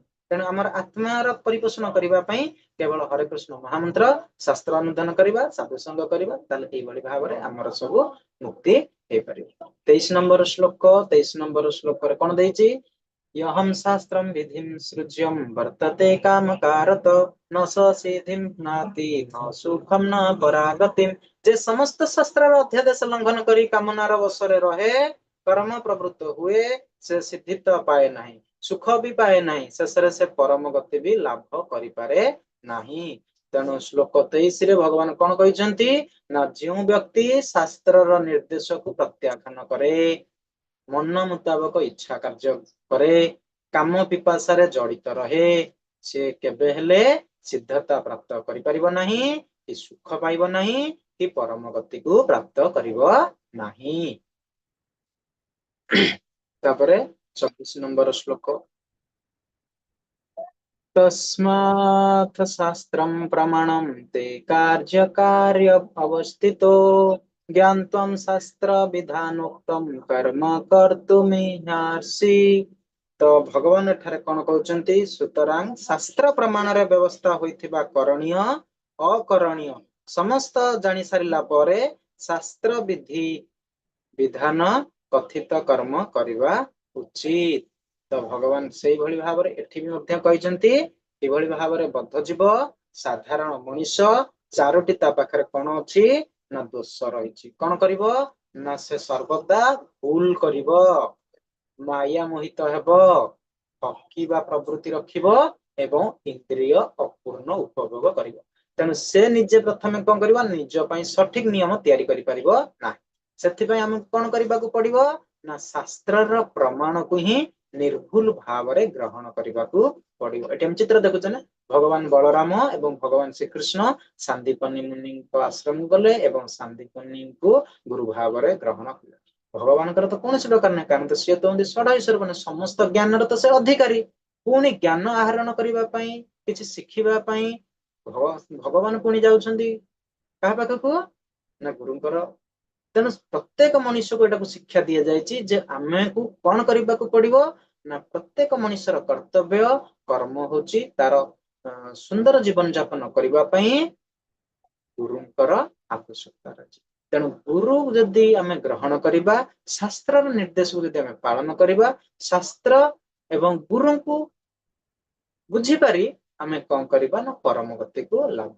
करा ही आम मान बहुत गोटे बड़ प्रेरणा भगवान जे समस्त आमे कौन करवा ना गुरु को ग्रहण करवा किंतु एटा गुरु कौन गुरु जदि आमे ग्रहण करें कौन करेंगे ना कोटा करणीय कोटा अकरणीय सी आमको बतेबे वेद शास्त्र हम जब शास्त्र को देखा शास्त्र आम सब नियम दि जाए आम से नियम टाक पालन करवा जो मैंने शास्त्र देखिए ना दिने आड़े ना भागवत गीता किदेले कि नहीं घरे चालू कना को डुड़े दे नहीं भितर रखीदे सबुदिन सका उठिले मुंडिया मारुंट किंतु भगवत गीतार कौन लेखा अच्छी भगवान कौन कही ताकू आम ग्रहण कलेनि कि देखिलेनि कि पढ़िलेनि कि शुणिलेनि तेणु आमर ज्ञान उदय हम कौटी तेणु से आमको उपयुक्त शास्त्र विधि विधान आ कथित कर्म करिवार आवश्यकता ही रही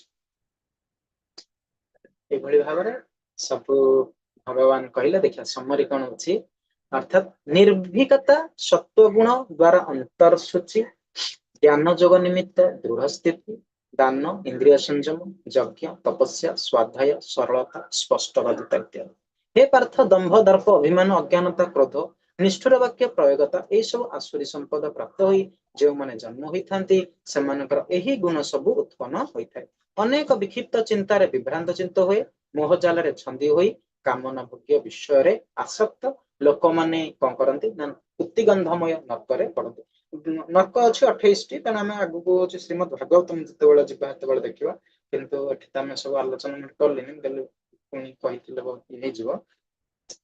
जदि मनरे किसी प्रश्न आसो तेणु आमर प्रश्न आपण मन पूर्वर मुझे किसी प्रश्न मो मन रे जो प्रश्न आसी से मन प्रश्न को उपस्थापन करुच्ची प्रथमे आम देखा जे दैवी आउ आसुरी प्रकृति मध्य पार्थक्य कौन यदि पचारे तेणु शास्त्र विधि विधान पालन करने सर्वप्रधान पार्थक्य गुणावली रे समानकर पार्थक्य रही कौन ना दैवी प्रकृति हम प्रथम आलोचना कले ये जोड़ा देती निर्भीकता अंतकरण शुद्धता दान आत्मसंयम सरलता अहिंसा ये भाव में किसी आम दिव्य गुण देखा मुक्ति आ बंधन जनकर मुक्ति है बेले आउ जने कौन हम ना बंधन रे पड़ो जन ईश्वर विश्वास कला बेले आउ जने कौन करबा ना होची ईश्वर को अस्वीकार कर अंतिम परिणति कौन हम ना जी दैवी प्रकृति रे शुद्ध आचरण करेंगे एवं उच्चतर लोक को जापरेंगे भगवान को प्राप्त करेंगे किंतु जो माने असूया मनोभाव रखिए जो माने द्वेषी जो माने होचंती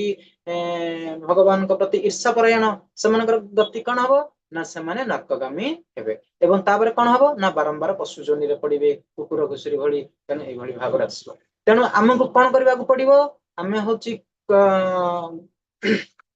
पांडव भली हम ना धृतराष्ट्री भाई हम जमीती कि धृतराष्ट्र पुत्र मान को धृति राष्ट्री कहुए पांडव मान पुत्र को पंडुंकर पुत्र को पांडव कहुए तेणु आम क्यों भली चिंताधारा ये गप गोटे छोट गपटे कहवाई किंतु टाइम हो जाऊे तेणु से कहूनी हूँ सब कौन कि किए क्यों गुण को धरिकी आसी तेणु जी जो गुण को धरिकी आसते परिस्फुट से भाव में तेणु आमको कौन करा पड़ो आम क्या भाया हवा किए कहे आमर आम को गुण को धरवा पांडव मान गुण को धरवा ना धृतराष्ट्री जमीती कि ये दि जाए कौरव से कहगला किंतु वास्तव से कौरव नुह से एम पांडव से कौन धृतराष्ट्री तेरे कहार किए कहे तो गुण को ये भगवान कहले ना तुम्हें ପାଣ୍ଡବ ଗୁଣକୁ ଧରିକି ଆସିଛ, ଧାର୍ମିକ ଗୁଣ, ତୁମେ ହଉଛି ଦୈବ ଗୁଣକୁ ଧରିକି, କିନ୍ତୁ ସେମାନେ ଅସୁର ଗୁଣ ତାଙ୍କ ପାଖରେ ପରିଦୃଶ୍ୟତା ହେଉଥିଲା। ତେଣୁ ଆମକୁ କଣ କରିବାକୁ ପଡିବ? ଆସୁରୀ ପ୍ରକୃତିକୁ ଦୂର କରିବା। ତେଣୁ ଆମେ ଯୋଉ କିଛି ମନ ଭିତରେ ଯୋଉ ଆସୁଛି ନା ସବୁ ବିଭିନ୍ନ ପ୍ରକାରର ସବୁ କାମନା, ବାସନା, ଲୋଭ, ମୋହ, ମାୟା ଏଇ ଯୋଉ ସବୁ ଆସୁଛି, ତେଣୁ ଆମେ ତାକୁ କଣ କରିବା? ତ୍ୟାଗ କରିବା। ଆମକୁ କଣ କରିବାକୁ ପଡିବ? ତେଣୁ ଅସୁର ଯୋଉମାନେ ଅସୁର ସମାନ ଯୋଉମାନେ ଆସୁଛନ୍ତି କିଛି ଦେଖିଥିବ ଭୌତିକବାଦୀ ମାନେ, ସେମାନଙ୍କର ତ ସବୁ ଆମେ ସିନା କିଛି କିଛି ଶାସ୍ତ୍ରକୁ ଅନୁସରଣ କଲେ, ପ୍ରତିଦିନ ସ୍ୱାଧ୍ୟାୟ କଲେ, ବେଦ ଅଧ୍ୟୟନ କଲେ, ନକରି ଆମେ କିନ୍ତୁ କୋଉ ଭିତରେ ପ୍ରବେଶ କଲେ? ଗୀତା ଦର୍ଶନକୁ ଉପରେ ଗଲେ, ଭାଗବତମ ପଢିଲେ, ବିଭିନ୍ନ ପ୍ରକାର ଆମର ଆଚାର୍ଯ୍ୟ ମାନଙ୍କ ଦ୍ଵାରା ଯୋଉ ଛୋଟ ଛୋଟ ପୁସ୍ତକ ଅଛି, ଭକ୍ତି ରସାମୃତ ସିନ୍ଧୁ ହଉ, ଈଶୋପନିଷଦ ହଉ, ଆମେ ତାକୁ ପଢିଲେ ବୋଲି ଆମେ ଜାଣିଲେ, ଆମର ବୈଷ୍ଣବ ସଦାଚାର ରହିଲା, ତେଣୁ ଆମେ ତାକୁ ବି ମଧ୍ୟ ଅଧ୍ୟୟନ କଲେ, ତେଣୁ ଆମେ ଜାଣିଗଲେ ଯେ ଦୈବ ଗୁଣ ତାର କେମିତି, ଆଉ ତା ସହିତ ମଧ୍ୟ କଣ ଆମେ ଭଗବାନଙ୍କୁ ପ୍ରାପ୍ତ କରିବା ବୋଲି କେମିତି। କିନ୍ତୁ ତ ଶାସ୍ତ୍ରରେ ଏଇ ଯୋଉ ପ୍ରକାର ସବୁ ଲୋକ ଅଛନ୍ତି ବାହାର ଦୁନିଆରେ, ସେମାନେ ତ କୌଣସି ପ୍ରକାର ଏଇଭଳି ଭାବରେ ପାଳନ କରନ୍ତିନି। ତେଣୁ ସେମାନେ କଣ ପ୍ରକୃତି? ଆସୁରୀ ପ୍ରକୃତି। ତେଣୁ ସେମାନେ ଆସୁରୀ ପ୍ରକୃତିରେ ଜଣେ ଜନ୍ମ ହେଇଛି, ତେବେ ସେମାନେ ଆମ ମନରେ ଆସିବ ଯେ ଦୈବ ଗୁଣ ବାସ୍ତବରେ ଆମେ ତାକୁ ବିକାଶ କରିପାରିବା କି? ଯଦି ବିକାଶ କରିବା ତାହେଲେ ଉପାୟ ତାର କଣ? ନା ପ୍ରଥମେ ଏଇ ଯୋଉ ନର୍କର ଯୋଉ 3ଟି ଦ୍ୱାର ଅଛି, ସେ 3ଟି ଦ୍ୱାରକୁ ସେମାନେ କାଟିବେ, ଶାସ୍ତ୍ରର ବିଧିବିଧାନକୁ ପାଳନ କରିବେ। ତା ସହିତ କଣ କରିବେ? ସବୁଠୁ ବଡ ଗୋଟେ ଗୁଣ ହଉଛି କଣ? ସଦ୍ଗୁରୁଙ୍କର ଆଶ୍ରୟ ଗ୍ରହଣ କରିବେ। ଏବଂ ଏଇ ଯୋଉ ହରିନାମ ଆମକୁ ଦିଆଯାଇଛି, ଆପଣ ମାନଙ୍କୁ ସବୁ ଗୋଟେ ଭିଡିଓ ପଠା ଯାଇଥିଲା, ଆପଣ ସମସ୍ତେ କଣ କରିବେ? ନା ହରିନାମ ସଂକୀର୍ତ୍ତନ କରିବେ, ଆମର ହରେ କୃଷ୍ଣ ମହାମନ୍ତ୍ର ଜପ କରିବେ, ଭକ୍ତି ଯୋଗ ଅବଲମ୍ବନ କରିବେ। ତେଣୁ ଆ ଦ୍ଵାରା ମନୁଷ୍ୟ କଣ ହବ? ନା ଧୀରେ ଧୀରେ ଆଧ୍ୟାତ୍ମିକ ସ୍ତରକୁ ଉନ୍ନୀତ ହେବ, ଏବଂ ତାର ଯୋଉ ମନରେ ଯୋଉ ସବୁ ଗର୍ବ ଅହଙ୍କାର ଯୋଉ ସବୁ ପ୍ରଭାବ ବିସ୍ତାର କରିଥିଲା, ଆସୁରୀ ପ୍ରବୃତ୍ତି ଦେଖା ଦଉଥିଲା, ଆଉ କଣ ହବ ନାହିଁ? ଏଇ ଆସୁରୀ ପ୍ରବୃତ୍ତି ଆଉ ଦେଖା ଯିବ ନାହିଁ। କଣ ଦେଖାଯିବ? ନା ଦୈବୀ ଗୁଣ ତାର ବିକାଶ ହବ। ଆଉ ଯଦି କିଛି ଆମର ପ୍ରଶ୍ନ ଆସେ ଯେ ଶାସ୍ତ୍ର ବିଧି କି ଯଦି ଆମେ ମାନିଲେ କେମିତି ସିଦ୍ଧି ଆମେ ପ୍ରାପ୍ତ କରିବା? ନା ଆମେ ଜାଣିପାରିବା ଯେ କୋଉଟା କର୍ତ୍ତବ୍ୟ, କୋଉଟା ହଉଛି ଅକର୍ତ୍ତବ୍ୟ। ଚେତନାର ଶୁଦ୍ଧିକରଣ ହବ। ଆମେ ଯଦି ଆସୁଛନ୍ତି ଆପଣ ମାନେ ଏଠିକି, ଭଲ ଲାଗୁଛି ନା ଖରାପ ଲାଗୁଛି? ସେଇ ସମୟ ବର୍ତ୍ତମାନ ଆମେ ମୋବାଇଲ ଧରିକି ହଉଛି ଆମେ ମୋବାଇଲରେ ଟାଇମ ଦେଇଥାନ୍ତେ, କୋଉଟା ଭଲ ହେଇଥାନ୍ତା? ମୋବାଇଲରେ ଟାଇମ ଦେଇଥାନ୍ତେ, ଏଠି ବି ମୋବାଇଲ ଟାଇମ ଦଉଛି, କିନ୍ତୁ ମୋବାଇଲରେ ଟାଇମ ଟାକୁ କଣ ଉପଯୋଗ କଲେ? ଉପଯୋଗ କଲେ ନା ଦୁରୁପଯୋଗ କଲେ? ଏଠି ଆମେ ଉପଯୋଗଟା କଣ ହେଲା? ଆମର ସଦୁପଯୋଗ ହେଲା, ଆମେ ଦୁରୁପଯୋଗ କଲେନି। ତେଣୁ ଲୋକମାନେ ମୋବାଇଲ ଧରୁଛନ୍ତି, ଖାଲି ଫ୍ରି ଫାୟାର ଖେଳିଲେ, ସେଇ ଟାଇମ ତକ ଫ୍ରି ଫାୟାର ଖେଳିକି ବର୍ତ୍ତମାନ ଲକ୍ଷ ଲକ୍ଷ ଟଙ୍କା ବାକିରେ ବୁଡିଲେ। କିନ୍ତୁ ଆମେ ଏଠି ଆସୁଛେ କଣ? ନା 5ଟା ସମୟ ଯେମିତି ହେଇଯାଉଛି, 4:30 ଟାଇମ ହେଇଯାଉଛି, ମଙ୍ଗଳ ଆରତୀ ଜଏନ କରୁଛେ। ତେଣୁ ଆମେ ସବୁଦିନ ମଙ୍ଗଳ ଆରତୀ ସହିତ ତା ପରବର୍ତ୍ତୀ ସମୟରେ ଆମେ କଣ କରୁଛେ? ନା ଭଗବତ ଗୀତାକୁ ମଧ୍ୟ ସ୍ୱାଧ୍ୟାୟ କରୁଛେ, ଶ୍ରବଣ କରୁଛେ, ତାର ଅଧ୍ୟୟନ କରୁଛେ। ଆମେ ଭଗବାନଙ୍କ ପ୍ରତି ସମ୍ବେଦନଶୀଳ ହଉଛେ। ତା ସହିତ ଆମର ଯୋଉ ମାର୍ଗ ଦର୍ଶନ ଅଛି, ଭଗବାନଙ୍କ ପାଖକୁ ଯୋଉ ଯିବାର ଯୋଉ ମାର୍ଗ ଅଛି, ସେ ମାର୍ଗକୁ ଆମେ କଣ କରୁଛେ? ଆପଣେଇ ପାରୁଛେ। ତେଣୁ ଏଇଭଳି ଭାବରେ ଏହି ବିଷୟକୁ ଏଇଭଳି ଭାବରେ ମୁଁ ମୋର ବକ୍ତବ୍ୟ ଅନୁସାରେ ସମାପ୍ତ କରୁଛି। ଯଦି କୌଣସି ପରିସ୍ଥିତିରେ କୌଣସି ସମୟରେ ଯଦି ମୋ ଅନୁସାରେ ଯଦି କୌଣସି ଠାରେ କାହାକୁ ବାଧା ଦେଇଥାଏ, କିଛି କଷ୍ଟ ଅନୁଭବ କରିଥାନ୍ତି, ତେବେ ମତେ କ୍ଷମା ପ୍ରଦାନ କରିବେ। ହରେ କୃଷ୍ଣ। ଯଦି କାହାର କିଛି ପ୍ରଶ୍ନ ରହିଛି, ମନରେ ଯଦି କିଛି ସନ୍ଦେହ ଆସୁଛି, କିଛି ଯଦି ଦ୍ୱନ୍ଦ୍ୱ ଆସୁଛି, ତେବେ ଆପଣ ମାନେ ପଚାରି ପାରିବେ। ଠିକ ଅଛି। ହରେ କୃଷ୍ଣ। ବୁଝିପାରିଲେ ଯାହା ଆଜି ଆମେ ଆଲୋଚନା କଲେ? ହରେ କୃଷ୍ଣ। ପ୍ରଭୁ ହରେ କୃଷ୍ଣ ପ୍ରଭୁଜୀ, ମାନେ ପ୍ରଣାମ। ପ୍ରଭୁଜୀ, ଆମେ ସବୁ ସମୟରେ କେମିତି କାମ, କ୍ରୋଧ, ଲୋଭକୁ କଣ୍ଟ୍ରୋଲ କରିପାରିବୁ? ସବୁ ସମୟରେ ତ ହେଇପାରୁନି। ଏଇନା ଆମେ ଆଲୋଚନା କଲେ। ଠିକ ଅଛି। ଆଉ କିଏ ପଚାରିବ? ଟିକେ ହଉଛି ମାତାଜୀଙ୍କର ଉତ୍ତର ଦେଇ ଦଉଛି। ଧନଞ୍ଜୟ ପ୍ରଭୁ ହ୍ୟାଣ୍ଡ ରେଜ କରିଥିଲେ। ହଁ, ମାତାଜୀ ପ୍ରଶ୍ନ ଆପଣଙ୍କର କଣ ରହିଲା? ଆଉ ଥରେ ଟିକେ ପ୍ରଭୁ ହରେ କୃଷ୍ଣ ପ୍ରଭୁ। ଗୋଟେ ପ୍ରଭୁ ଗୋଟେ ହଉଛି ପ୍ରଶ୍ନର ଉତ୍ତର ଦେଇ ସାରିଲା ପରେ ମୁଁ ଆପଣଙ୍କର ପ୍ରଶ୍ନ ପୁଣି ନେବି। ଠିକ ଅଛି ମାତାଜୀ, ଟିକେ ଆଉ ଥରେ ରିକଲ କରିଦିଅନ୍ତୁ। ମୁଁ ଟିକେ କଣ କହିଲେ ଆଜ୍ଞା, ମାତାଜୀ? ହଁ, ଆମେ କିଭଳି ଭାବରେ ସବୁବେଳେ ଏଇ 3ଟି ଦ୍ୱାରରୁ ସବୁ ସମୟରେ ଆମେ କିଭଳି ଭାବରେ କାମ, କ୍ରୋଧ, ଲୋଭକୁ କଣ୍ଟ୍ରୋଲ କରିପାରିବା? ସବୁ ସମୟରେ ତ ହେଇପାରୁନି। ହେଇପାରୁନି। ହଁ, ସେଟା କାଲି ବି तार उत्तर सम्यक थिला आज भी आसिला एई जो जिनसटा हम पाखरे आसुची सेइथिपाई ही आम मन आसु आमे प्रथमे जानिबा दरकार एई जो जिन आसुची लोभ मोह माया एसु कहार काम ये होची सब आमर रजगुण आ तम गुण आम बंधा ना रजगुण तम गुण रे बंधा तेणु रजगुण तम गुण कौन ना आसुरी प्रकृति सृष्टि करे तेणु शास्त्र अनुसार जदि आम देखा भगवान को बुझा प्रथमे निजक कौन करने को पड़ो सत्व गुण को पड़ो आम कौ बुड़ी रही सत्व गुण रहिले कि आमर मन आसला कौन सत्व गुण आमको कौन करे ना उच्चतर जोनि को प्राप्त करे आमको सब शुद्ध चिंताधारा आने सब विशुद्ध चिंताधारा आने किंतु आम रहिले कौन लोभ मोह माया कामना बुड़ी रहिले तेणु एटा सब कहार काम ना रजगुण तम गुण आम काली पढ़ी ये भी रजगुण तम गुण जेहेतु अंश विशेष तेणु आम सब कौन करुचे निंदा करुचे तिरस्कार करुचे शास्त्र विभिन्न प्रकार अवमानना करुचे किंतु आम भितर आसुचे आम तो बर्तमान शास्त्र अवमानना करुचे कि आम बर्तमान आसिले बर्तमान जेहेतु आम किछि मात्रा रे भगवान विषय आम संबंधित हेले तथापि आमर आसुची कौन मन भितरे कामना आसुची लोभ भी आसुची तेणु से आम कौन करने को पड़ो आम जो मन इच्छा मुताबक आचरण करुचे जोटा आम आलोचना करुचे भगवान जोटा कहते आम तो शुणिले किंतु ग्रहण कले कि शास्त्र विधि जहाटा दि जाए मानवा चेष्टा करुचे किंतु आमर मन तो आमको कौन करुच्ची विचलित कराउची तेणु आमको जो सब जीवन रे आमर जो कठोर नियम अच्छी सेटा को आमर कठोर नियम अवलंबन करने को पड़ो तेणु ये कठोर नियमटा कौन जमीक आम लोभ करवा नहीं मोह बंधन रे बांधी हवा नहीं आमर कौन प्रकार कामना आम रखा नहीं तेणु आमर थिला दुखर कारण होची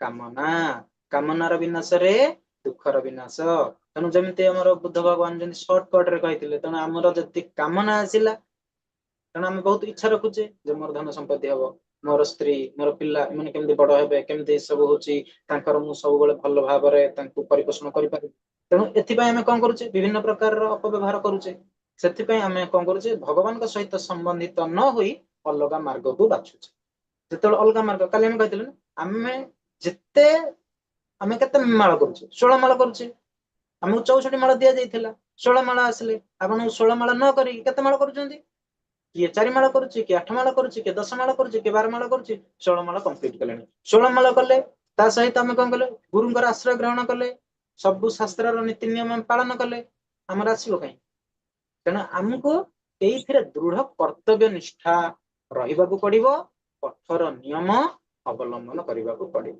जदि यही भाव में चिंता प्रकट करवा ताले आमर कौन हम ये जो पाप कामना ये सब आम मन भितर देखादेव ना आ जो इंद्रिय तृप्ति आम जो भौतिक संपर्क आम जो रखा चिंता करुचे आमर बंधु बांधव आम तो बर्तमान देखुना कहार जहाँ भी किसी आम भितर आसला असुविधा सृष्टि होची आम प्रथमे भगवान को न जणे आम आगे बंधु बांधव सहित तेणु बंधु बांधव सहित जनवा पूर्व आम क्या जड़िया दरकार भगवान पाखक जावा भगवान को जदि आमर जो मनर जो अंतर जो कोह अच्छी से मोर वीडियो कौन देखा जाऊनी कि कौन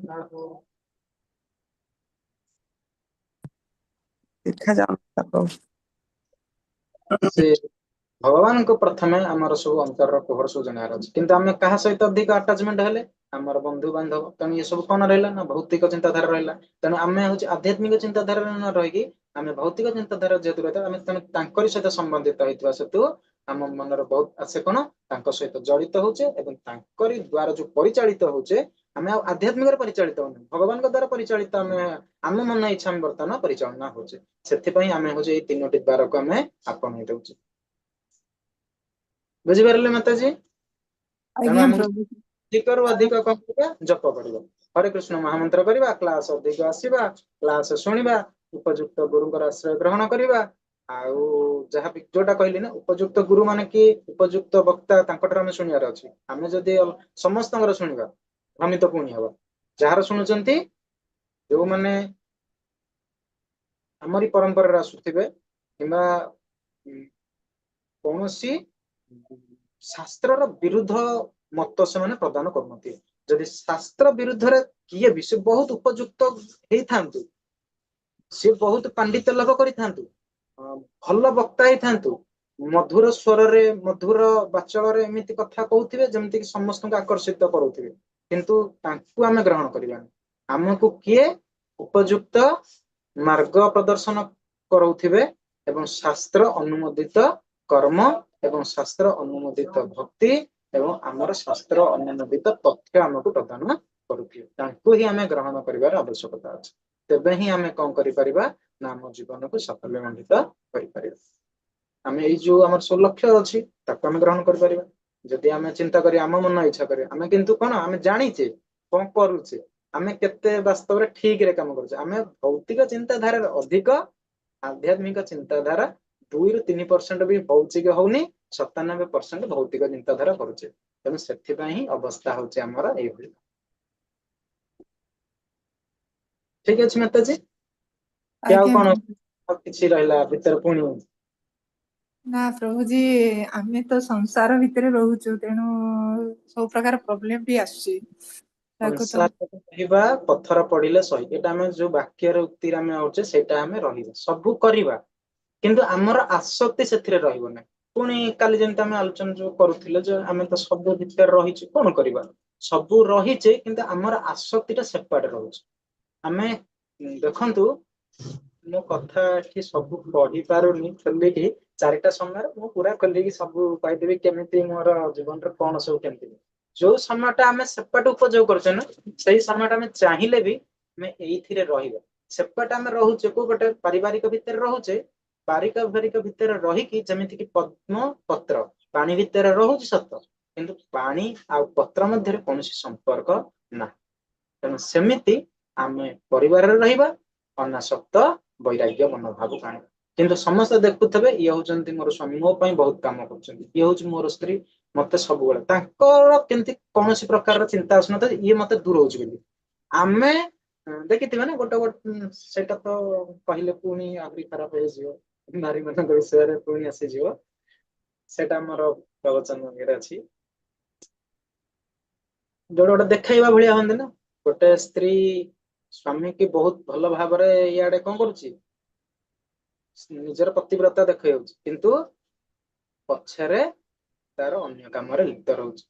କିନ୍ତୁ ଏଠି ସ୍ୱାମୀ କଣ ଦେଖୁଛି, ମୋ ସ୍ତ୍ରୀ ମୋ ପାଇଁ ସବୁଠାରୁ ବଢିଆ, ମୋ ଜୀବନରେ ଆକୁ ପାଇକି ମୁଁ ଧନ୍ୟ। କିନ୍ତୁ ବାସ୍ତବରେ କଣ ହେଇପାରେ, କିନ୍ତୁ ଯୋଉ ପ୍ରକାରର ଆଜି ଯୋଉ ମାନବ ସମାଜରେ ଯେମିତି ସବୁ ଚାଲିଛି ଏସବୁ ଏଇଭଳିଆ। ତେଣୁ ଆମକୁ ସେ ତ କଣ କରୁଛନ୍ତି, ଭୌତିକ ଆସକ୍ତିରେ ରହିକି ଭୌତିକତାକୁ ଅବଲମ୍ବନ କରିକି ସେଭଳି ପାପ କାମରେ ଲିପ୍ତ ରହୁଛନ୍ତି। କିନ୍ତୁ ଆମେ କଣ କରିବା, ଭଗବାନଙ୍କ ପାଇଁ କରିବା, ଆଧ୍ୟାତ୍ମିକ କରିବା, ଏଠି ଛଳନା ନୁହେଁ। ପୁଣି ତ ଭଗବାନଙ୍କୁ ପାଇବା ପାଇଁ ମୀରା ଦେବୀ କେମିତି ନିଜର ପତି କୁ ଛାଡିକି ପଳେଇ ଆସିଲେ। ଆମେ ତ ଆଉ ସଂସାର ଏମିତି କଣ କରିପାରିବା କି, କରିପାରିବାନି। ତଥାପି କଣ ଆମେ ଦେଖେଇ ହବା ଯେ ଆମେ ଗୋଟେ ନାଟକ ଯୋଉ କହନ୍ତି ନା ରିଏଲ ସିଏଲରେ ଯେମିତି ବଢିଆ ସୁନ୍ଦର ଭାବରେ ଆମେ କରୁଛେ, ଯାତ୍ରା ପାର୍ଟିରେ ଦେଖିଥିବ, ଯାତ୍ରା ପାର୍ଟିରେ ସତ ହିଁ ନଥାଏ, କିନ୍ତୁ ସିଏ କଣ ଯେମିତି ସ୍ତ୍ରୀ ପତିବ୍ରତା ପୁରୁଷ ସେମାନଙ୍କ ଭିତରେ ଯେମିତି ଦେଖାଯାଏ, ଆମର ସେମିତି ଏଠି ଦେଖାଯିବ, କିନ୍ତୁ ବାସ୍ତବରେ ଆମର ମନ, ଆମର ଶରୀର, ଆମର ଇନ୍ଦ୍ରିୟ ଏବଂ ଆମର ଶୁଦ୍ଧ ଆତ୍ମା ଯୋଉଟା ଆମେ ହଉଛି ସେଠି କାହା ପାଖରେ ଲଗେଇବାକୁ ପଡିବ, ଭଗବାନଙ୍କ ପାଖରେ ଲଗେଇବାକୁ ପଡିବ। ଯଦି ଆମର ଶରୀର ଏଇଠିକି ନା ଅଛି, କିନ୍ତୁ ଆମର ମନ ଆଉ ଆତ୍ମା ହଉଛି ଭଗବାନଙ୍କ ପାଖରେ, ଏଇଟା ହିଁ ଗୋଟିଏ। ହଉ ଠିକ ଅଛି ମାତାଜୀ, ବୁଝିଲେ। ଆଉ ଦିନ ହେଲା 4ଟା ବେଳେ ତାକୁ ପୂର୍ଣ୍ଣ ହବ। ପ୍ରଭୁ ଆଜ୍ଞା, ଧନଞ୍ଜୟ ପ୍ରଭୁ ଶ୍ରୀକୃଷ୍ଣ ପ୍ରଭୁ, ଆପଣ ଧନ୍ୟବାଦ ପ୍ରଭୁ। ହରେ କୃଷ୍ଣ ପ୍ରଭୁ। ହରେ କୃଷ୍ଣ ପ୍ରଭୁ। ଦଣ୍ଡବତ ପ୍ରଣାମ ପ୍ରଭୁ। କଣ ଅଛି? ଭଗବାନ କହୁଛନ୍ତି ଯେ ମୁଁ ହିଁ ସବୁ କରୁଛି, ଆଉ ହଁ ଅସୁର ପ୍ରକୃତି ଲୋକମାନଙ୍କୁ ମୁଁ ଅସୁରୀ ଜୋନିରେ ନିକ୍ଷେପ କରୁଛି।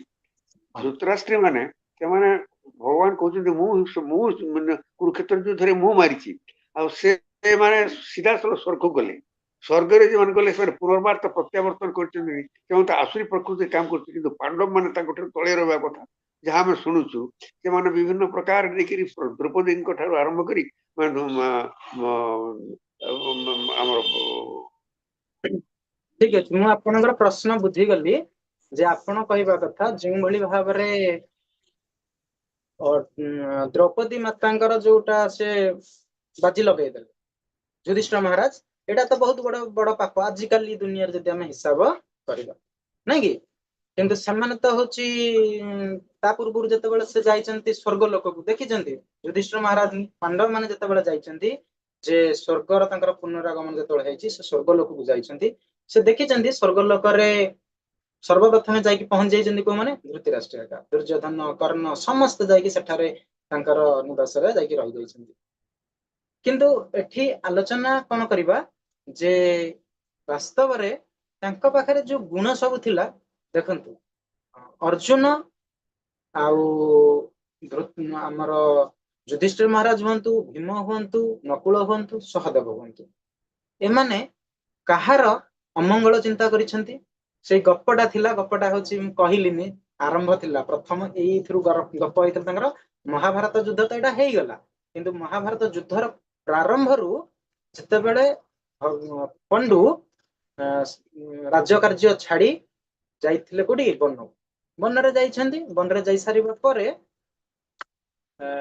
ତାଙ୍କର ଗୋଟେ ଅଭିଶପ୍ତ ପଣ୍ଡୁକୁ ମିଳିଛି। ଅଭିଶପ୍ତ କଣ ମିଳିଛି ନା ଯଦି ସେ ଶାରୀରିକ ସମ୍ପର୍କ କୌଣସି କାରଣରୁ କରିଦିଅନ୍ତି ତାହେଲେ ତାଙ୍କର ମୃତ୍ୟୁବରଣ ହବ। ସେ ତାପରେ ମାଦ୍ରୀ ମାତା କଣ କରୁଛନ୍ତି, ଏମିତି ଦିନେ କାମ ପିପାସାରେ ଆସିଲେ, ତେଣୁ ସେଇ କାମ ପିପାସା ହେତୁ ସେ ପଣ୍ଡୁ ମହାରାଜଙ୍କ ସହିତ, ତେଣୁ ସେଠାରେ ତ ସେ ବଣରେ ଥିଲେ, ତେଣୁ ତାଙ୍କ ସହିତ ଯୋଉ ଶାରୀରିକ ସମ୍ପର୍କ ହେଲା ସେ ସେଥିପାଇଁ ପଣ୍ଡୁ ମହାରାଜ କଣ ହେଲେ ମୃତ୍ୟୁବରଣ କଲେ। ତା ସହିତ ଇଏ ଦେଖିଲେ ଯେ ମୋ ସ୍ୱାମୀଙ୍କର ମୃତ୍ୟୁର କାରଣ ହଉଛି, ତେଣୁ ଇଏ କଣ କଲେ ନା ସତୀତ୍ୱ ପ୍ରାପ୍ତ କଲେ, ଇଏ ବି ମଧ୍ୟ ମୃତ୍ୟୁବରଣ। ସେଠି କୁନ୍ତୀ ମାତା କଣ କଲେ ନା ସମସ୍ତ ପ୍ରକାରର ଦାୟିତ୍ୱ ନିର୍ବାହରେ ରହିଲେ ପାଣ୍ଡବ ମାନଙ୍କ ପାଖରେ ରହିକି ସେ ତାଙ୍କୁ ସବୁ ପ୍ରକାରର କହିଲେ ଯେ ତୁମ ପିତା ଆଜି ଠାରୁ ଚାଲି ଯାଇଛନ୍ତି। ତେଣୁ ସେଇ ଦିନ ଠାରୁ ତାଙ୍କ ମନ ଭିତରେ ପ୍ରବେଶ କଲା ଯେ ଯୋଉ ପାଞ୍ଚ ଭାଇ, ସେ ପାଞ୍ଚ ଭାଇ ଭିତରେ ଏମିତି ତାଙ୍କର ସମ୍ପର୍କ ରହିବ, କୌଣସି ବେଳେ ବି ସେ ଚିନ୍ତା କରିବେ ନାହିଁ ଯେ ତାଙ୍କର ହଉଛି କଣ ବାପା ଚାଲି ଯାଇଛନ୍ତି, ଏବଂ ସମସ୍ତେ ସମସ୍ତଙ୍କ ପ୍ରତି ସ୍ନେହ ଏବଂ ପ୍ରେମରେ ସବୁବେଳେ ବନ୍ଧାଲେ। କିନ୍ତୁ ମାତା ଯେତେବେଳେ ସବୁ ରୋଷେଇବାସ କରନ୍ତି, ଖାଇବା ପାଇଁ ଦିଅନ୍ତି ଭୀମଙ୍କୁ ଯେତିକି ସମସ୍ତଙ୍କୁ, ତେଣୁ ପିଲାମାନଙ୍କୁ କଣ ସବୁ ପ୍ରକାର ତ ସମାନ ଦେବେ, ସମାନ ଖାଦ୍ୟ ଦିଅନ୍ତି, କିନ୍ତୁ ଯେତେବେଳେ ମା ଟିକେ ଚାଲିଯାଆନ୍ତି ଅର୍ଜୁନ, ଯୁଧିଷ୍ଠିର ମହାରାଜ, ନକୁଳ, ସହଦେବ ଇଏ କଣ କରିବେ ନିଜ ନିଜ ଖାଦ୍ୟରୁ ଭୀମଙ୍କୁ ଦେବେ, କାରଣ ଭୀମଙ୍କୁ କୁହାଯାଏ ବୃକୋଦର, ସେ ଅଧିକ ଖାଆନ୍ତି। ତେଣୁ ଆମେ ଯଦି ଏଇ ପ୍ରକାରର ଲୋକ ଦେଖିବା, ସେଠୁ ହଉଛି ଆମେ ଦେଖିବା ଯେ ମତେ ଖାଇବାକୁ ମିଳିଛି ଯେତିକି ମୁଁ ବାସ୍ ସେତିକି ଖାଇବି, କିନ୍ତୁ ସେଠି କିନ୍ତୁ ଅର୍ଜୁନ ତାଙ୍କର ବୟସ କେତେ 4 ବର୍ଷ 5 ବର୍ଷ 6 ବର୍ଷ 7 ବର୍ଷ ଏଇଭଳି ଭାବରେ ତାଙ୍କର ବୟସ ସେତେବେଳେ ବହୁତ କମ ବୟସରେ ସେମାନେ ସେତେବେଳେ ଥିଲେ। ପୁଣି ଯେତେବେଳେ ଏଇଠୁ ନା ତାଙ୍କର ଶୁଣିଲେ ଯେ ପଣ୍ଡୁ ମହାରାଜ କଣ ହେଇଛନ୍ତି ମୃତ୍ୟୁବରଣ କରିଛନ୍ତି ବନରେ, ତାପରେ ଭୀଷ୍ମଦେବ କଣ କଲେ ନା ତାଙ୍କୁ ଡାକିଲେ, ଡାକିକି ଆଣିକି ଆସିଲେ, ହସ୍ତିନାପୁର ଆସିଲେ। ହସ୍ତିନାପୁରକୁ ଯୋଉ ଦିନ ଆସିଲେରି ପ୍ରଥମେ ଯେତେବେଳେ ବାର୍ତ୍ତା ଗଲା ଧୃତରାଷ୍ଟ୍ରଙ୍କ ପାଖକୁ, ତାଙ୍କ ପାଖରେ ମାଇଣ୍ଡରେ ଷ୍ଟ୍ରାଇକ୍ କଲା ଇଏ ଯଦି ଆସିଲେଣି ତାହେଲେ ବର୍ତ୍ତମାନ କଣ ହବ, ଇଏ ମାନେ ହଉଛନ୍ତି ମୋ ଠାରୁ ମୋର ଯୋଉ ମୁଁ ବର୍ତ୍ତମାନ ଯୋଉ ରାଜଗାଦିରେ ବସିଛି ଏମାନେ, ଇଏ ବର୍ତ୍ତମାନ କାହାକୁ ପଚାରିଲେ ଭୀଷ୍ମଦେବ କହିଲେ। ତେଣୁ ସବୁଠାରୁ ତୁମେ ହଉଛି ମତେ ଯେତେବେଳେ ମୋର ରାଜ୍ୟ କାର୍ଯ୍ୟ ଚାଲିଥିଲା, ଯେତେବେଳେ ମୋର ହଉଛି ରାଜ୍ୟ କାର୍ଯ୍ୟ ମୁଁ ଯେତେବେଳେ ରାଜ୍ୟରେ ବସିବା କଥା, କିନ୍ତୁ ସେତେବେଳେ ତମେ କଣ ନା ପଣ୍ଡୁକୁ ଆସିଲ, ବର୍ତ୍ତମାନ ତାଙ୍କୁ ପୁଣି ତମେ ଫେରାଇକି ଆଣୁଛ। ସେଇଠି ନା ତାଙ୍କ ମନରେ ଦେଖନ୍ତୁ ଏଇ ଯୋଉ ଈର୍ଷାବନ ଭାବ, ସେମାନେ ବାସ୍ତବରେ କିଏ, ସେମାନେ ତାଙ୍କ ସାନ ଭାଇର ପୁଅ, ସିଏ ଆସୁଛନ୍ତି, କିଛି ତାଙ୍କ ଭିତରେ ଦେଖା ନାହିଁ ଚାହା ନାହିଁ କିଛି ହେଇନି, ବର୍ତ୍ତମାନ ମନ ଭିତରେ ପ୍ରବେଶ କଲା କାହାର ଧୃତରାଷ୍ଟ୍ରଙ୍କ ପାଖରେ। ଏଇଠୁ ନା ସିଏ ହେଲେ କଣ ନା ଯୋଉ ସେଠି ତ ମୋହଛନ୍ନ ହେଇଥିଲେ, ଏଠି ବି ସେ ମଧ୍ୟ ମୋହଛନ୍ନ ହେଲେ। ତାପରେ ଆସିଲେ କଣ, ଯେତେବେଳେ ପିଲାମାନେ ଦେଖିଲେ ଆରେ ଏମାନେ ଆସିଲେଣି ମୋର ଭାଗ ଆମର ନେବେ, ଦୁର୍ଯ୍ୟୋଧନ ଦୁଃଶାସନ ମନଙ୍କ ଭିତରେ 100 ଭାଇଙ୍କ ଭିତରେ ପୁଣି ପ୍ରବେଶ କଲା ଅସୁର ସ୍ୱଭାବ ସମ୍ପନ୍ନ। ଇଏ ସବୁ ଏଇଭଳି ଭାବରେ ଅସୁର ସ୍ୱଭାବ, କାହାକୁ ଦେଖିଲେ ସେ ଚିନ୍ତା କରେ ଯେ ଇଏ ଆସିଲାଣି ମାନେ ଇଏ ମାନେ ମୋର ଭାଇ, ସେମାନେ ଭାଇ ବୋଲି ବି ଗ୍ରହଣ କଲେନି। କିନ୍ତୁ ଅର୍ଜୁନ ହୁଅନ୍ତୁ, ଭୀମ ହୁଅନ୍ତୁ, ଯୁଧିଷ୍ଠିର ମହାରାଜ ତାଙ୍କୁ କୋଳାଗ୍ରତ କଲେ, ଏମାନେ କିନ୍ତୁ ତାଙ୍କୁ କଣ କଲେ ଅସୂୟା ମନୋଭାବ ପୋଷଣ କଲେ, ଦୋଷ କଲେ, ଈର୍ଷା କଲେ। ଏଇଭଳି ଭାବରେ ଆସିଲା, ପୁଣି ବହୁତ ସମୟ ଚାଲିଗଲା, ଏମିତି ଜୀବନ ସାରା କଷ୍ଟ ଦେଲେ। ଭୀମଙ୍କୁ ମାରିବା ପାଇଁ ଚିନ୍ତା କଲେ, ଅର୍ଜୁନଙ୍କୁ ମାରିବା ପାଇଁ ଚିନ୍ତା କଲେ, ଲାଭାଗୁହରେ ତାଙ୍କୁ ମାରିବା ପାଇଁ ଚିନ୍ତା କଲେ। ତେଣୁ ପ୍ରତ୍ୟେକ ସମୟ ପ୍ରତ୍ୟେକ ମୁହୂର୍ତ୍ତରେ କୁନ୍ତୀ ମାତା ଏବଂ ପାଣ୍ଡବ ମାନଙ୍କର କିଭଳି ଭାବରେ ଅଧୋଗତି ହବ, ସେମାନେ କିଭଳି ଭାବରେ ହସ୍ତିନାପୁରରେ ରହିପାରିବେନି, କୌଣସି ପ୍ରକାର ରାଜ ଦାୟିତ୍ୱରେ ସେମାନେ ରହିପାରିବେନି। କୌଣସି ଗାଈ ଗୋଟେ ହଉଛି ସୂଚି, ଯେତେବେଳେ ଭଗବାନ ଶାନ୍ତି ଦୂତ ହେଇକି ଗଲେ ବି ସେତେବେଳେ ଦୁର୍ଯ୍योधନ କଣ କହିଲା, ମୁଁ ପଛେ ମୃତ୍ୟୁବରଣ କରିବି, ମୁଁ ପଛେ କୌଣସି ପ୍ରକାରର ସ୍ୱୀକାର କରିବି ନାହିଁ। ତାଙ୍କୁ ଗୋଟେ ଗାଁ କଣ ସୂଚୀରେ ଗୋଟିଏ ଜାଗା ବି ମଧ୍ୟ ଦେବି ନାହିଁ। ଏଇ ସବୁ ଚିନ୍ତାଧାରା କଣ, ଆମର ଚିନ୍ତାଧାରା କଣ? ଭଗବାନ ତାଙ୍କୁ କହିଲେ ଯେ ଯଦି 5ଟା ଗାଁ ତାଙ୍କୁ ଆମ ଗାଁ ଦେଇଦବ ତାହେଲେ ଆମର ହଉଛି କଣ, ସେମାନେ ଆଉ କୌଣସି ପ୍ରକାରର ସେମାନେ ଯୁଦ୍ଧ କରିବେ ନାହିଁ। କିନ୍ତୁ ଭଗବାନ ଆସିଲେ ଶାନ୍ତି ଦୂତ ହେଇକି, କିନ୍ତୁ ଦୁର୍ଯ୍योधନ ବୁଝିପାରିଲା କି? କାହିଁକି ନା ଦୁର୍ଯ୍योधନ ବି ଭଗବାନଙ୍କ ପ୍ରତି ଈର୍ଷା ପରାୟଣ, ଭଗବାନଙ୍କୁ ବି ସେଇଠି ସେ ବାନ୍ଧିବା ପାଇଁ ବି ଚିନ୍ତା କଲା। ତେଣୁ ଯୋଉମାନେ ଅସୁର ସ୍ୱଭାବ ସମ୍ପନ୍ନ ଲୋକମାନେ ସେ ସବୁବେଳେ ଏଇ ଚିନ୍ତାଧାରା କରନ୍ତି। କିନ୍ତୁ ସବୁବେଳେ ସେଥିପାଇଁ ତ ଧର୍ମରାଜ କୁହାଯାଏ, ଧର୍ମରାଜ। କିନ୍ତୁ ଗୋଟିଏ ଯୋଉ ଆମେ ଭୁଲ କେବଳ ଏତେ ଯୁଧିଷ୍ଠିର ମହାରାଜ କଣ କଲେ ନା ଧର୍ମ କାର୍ଯ୍ୟ କଲେ, କିନ୍ତୁ ସେଇଟା କାହାକୁ ଦେଖାଯାଉନି। କିନ୍ତୁ ଗୋଟିଏ ଯେତେବେଳେ ଭୁଲ କରିଦେବନି ସେଇଟାକୁ। ତେଣୁ ଏଇ ଯୋଉ ଲକ୍ଷ୍ୟଟା, ଏଇ ଲକ୍ଷ୍ୟଟା ହଉଛି କେବଳ କେଉଁଥିପାଇଁ ନା ଭୌତିକବାଦୀ ଚିନ୍ତାଧାରା। ଯେତେବେଳେ ଆଧ୍ୟାତ୍ମିକ ଚିନ୍ତାଧାରା କିନ୍ତୁ ଦେଖିବା, ଦ୍ରୌପଦୀ ମାତାଙ୍କୁ ଲଗେଇଲେ, କାରଣ ଜଣେ କ୍ଷତ୍ରିୟର କର୍ମ ହଉଛି ସେଠି। କାରଣ ଯଦି ଆମେ ଯାଇଛେ ମେଡିକାଲ, ବହୁତ ପ୍ରକାରର ଆପଣ ଦେଖିଥିବେ ଏମିତି କିଛି ଏମିତି କାମ ଆମକୁ ଯୋଉଟା କରିବାର ନାହିଁ କିନ୍ତୁ ଆମେ କରିବା, କାରଣ ଆମେ ସେଇ ବନ୍ଧନରେ ଆମେ ଏମିତି ବାନ୍ଧି ହେଇଯିବା ଯେମିତିକି ଆମକୁ କର୍ତ୍ତବ୍ୟ କର୍ମ କରିବାଟା ହିଁ ଶ୍ରେୟସ୍କର। ତେଣୁ ସେଇ ଯୋଉ କର୍ତ୍ତବ୍ୟ କର୍ମ ଶ୍ରେୟସ୍କର ମାନିକି ଯୁଧିଷ୍ଠିର ମହାରାଜ କଣ କଲେ ନା ଦ୍ରୌପଦୀ ମାତାଙ୍କୁ ଲଗେଇଥିଲେ। ଦ୍ରୌପଦୀ ତା ପୂର୍ବରୁ ଭଗବାନ ଜଣେ ସବୁ ଜାଣିଛନ୍ତି ଯେ ଆମର ଗଲା ମାନେ ସେଠି ଆମକୁ ଅଧପତନ ଆମକୁ କରେଇବେ, ଆମକୁ ନିଚ ଦେଖେଇବେ, ସବୁ ଜାଣିଛନ୍ତି। ଆମକୁ ସେମାନେ କେମିତି ତାଙ୍କର ପ୍ଲାନ ଟାକୁ ମଧ୍ୟ ଜାଣିଛନ୍ତି, କିନ୍ତୁ ପ୍ଲାନ ରେ ଫସିବେ, କାରଣ ଏ ସବୁ ଭଗବାନଙ୍କର ଲୀଳା। ଆପଣଙ୍କର ପ୍ରଶ୍ନ ହେଲା ଯେ ଇଏ ହଉଛି କେମିତି ଉପରକୁ ଗଲେ, କାରଣ ଏଇଟା ହିଁ ଥିଲା ହଉଛି ଧର୍ମକ୍ଷେତ୍ର। ଭଗବାନଙ୍କର ଇଚ୍ଛା ଥିଲା ଯେ ଧର୍ମକ୍ଷେତ୍ରରେ ଯେଉଁମାନେ ବି କଣ କରିବେ ନା ଅଂଶଗ୍ରହଣ କରିବେ, ସମସ୍ତଙ୍କର ମୁକ୍ତି ହେବ, ସମସ୍ତଙ୍କର ସ୍ୱର୍ଗ ପୁନରଗମନ ସେମାନେ କରିପାରିବେ। ତେଣୁ ଆମ ଭିତରେ ଯୋଉ ରହୁଛି ଯୋଉ ଚିନ୍ତାଧାରା କାହାର ଅମଙ୍ଗଳ ଚିନ୍ତା ପାଣ୍ଡବ ମାନେ କରିନାହାନ୍ତି, କାହା ପ୍ରତି ଦ୍ୱେଷ ମନୋଭାବ ରଖିନାହାନ୍ତି। ଆପଣ ଦେଖନ୍ତୁ ଭାଗବତମର ଦେଖିବେ କୌଣସି ଜାଗାରେ, କିନ୍ତୁ ଯୋଉ ଭୌତିକ ଭାଗରେ ଯୋଉ ବିଭିନ୍ନ ପ୍ରକାର ଶାସ୍ତ୍ର ଅଛି, ଛୋଟ ଛୋଟ ପୁସ୍ତକ ଅଛି, ବିଭିନ୍ନ ପ୍ରକାର ୟୁଟ୍ୟୁବର ଆସୁଛନ୍ତି, ବିଭିନ୍ନ ପ୍ରକାର ବକ୍ତା। ମୁଁ ସେଇଥିପାଇଁ କହିଲି ନା, ଆମେ ଯଦି ଶାସ୍ତ୍ର ଅନୁମୋଦିତ ତଥ୍ୟ ଯେଉଁମାନେ ବି ପ୍ରଦାନ କରୁନାହାନ୍ତି, ଆମେ କାନଟାକୁ ବନ୍ଦ କରିଦବା। ଯଦି ସେଇଟାକୁ ଆମେ ଗ୍ରହଣ କଲେ, ସାପ କ୍ଷୀରରେ ଯେମିତି ଛୁଇଁ ସାରିଲା ପରେ ଆମେ ଯେମିତି ପାନ କଲେ ବିଷ ସହିତ ସମାନ ହେଇକି ଆମ ଶରୀର କଣ ହେଇଯିବ, ଅଚେତନ ଅବସ୍ଥାକୁ ଆସିଯିବ, ସେଇଭଳି ଭାବରେ ଆମ ମାଇଣ୍ଡରେ ଷ୍ଟ୍ରାଇକ୍ କରିବ ଯେ ବାସ୍ତବରେ ହଁ ତ ଆମ ଅଣ୍ଡରଷ୍ଟାଣ୍ଡରେ ପ୍ରଭୁଜି ମୋର ବି ସେମିତି ପ୍ରଥମରୁ, ମୁଁ ହଉଛି 3ୟ କ୍ଲାସରୁ ମୋ ମା ପାଖରେ ଶୋଇଥାଏ, ଭଗବାନଙ୍କର ଇଚ୍ଛା, ଭଗବାନଙ୍କର ବିଷୟରେ ମୋର ବହୁତ ପ୍ରଶ୍ନ। କାଳିଆ ନାଗର 4ଟା କାହିଁକି, 5ଟା କାହିଁକି, ଆମେ ଦେଖିଛେ କୋଉଠିକିନା 5ଟା, କୋଉଠିକିନା 7ଟା, କୋଉଠିକିନା 9ଟା, ଏମିତି ସବୁ ମୋର ମନ ଭିତରେ ବହୁତ ପ୍ରଶ୍ନ। କିନ୍ତୁ ସେ ଯୋଉ ପ୍ରଶ୍ନ ଆସେ, ପ୍ରଶ୍ନର ସମାଧାନ ମୁଁ କେତେବେଳେ କର୍ମରେ କେହି କରିପାରିଲେନି। ତେଣୁ ସେଥିପାଇଁ ମତେ ବହୁତ ଦିନ ଲାଗିଗଲା এই ଆଧ୍ୟାତ୍ମିକ ଆସିବା ପାଇଁ।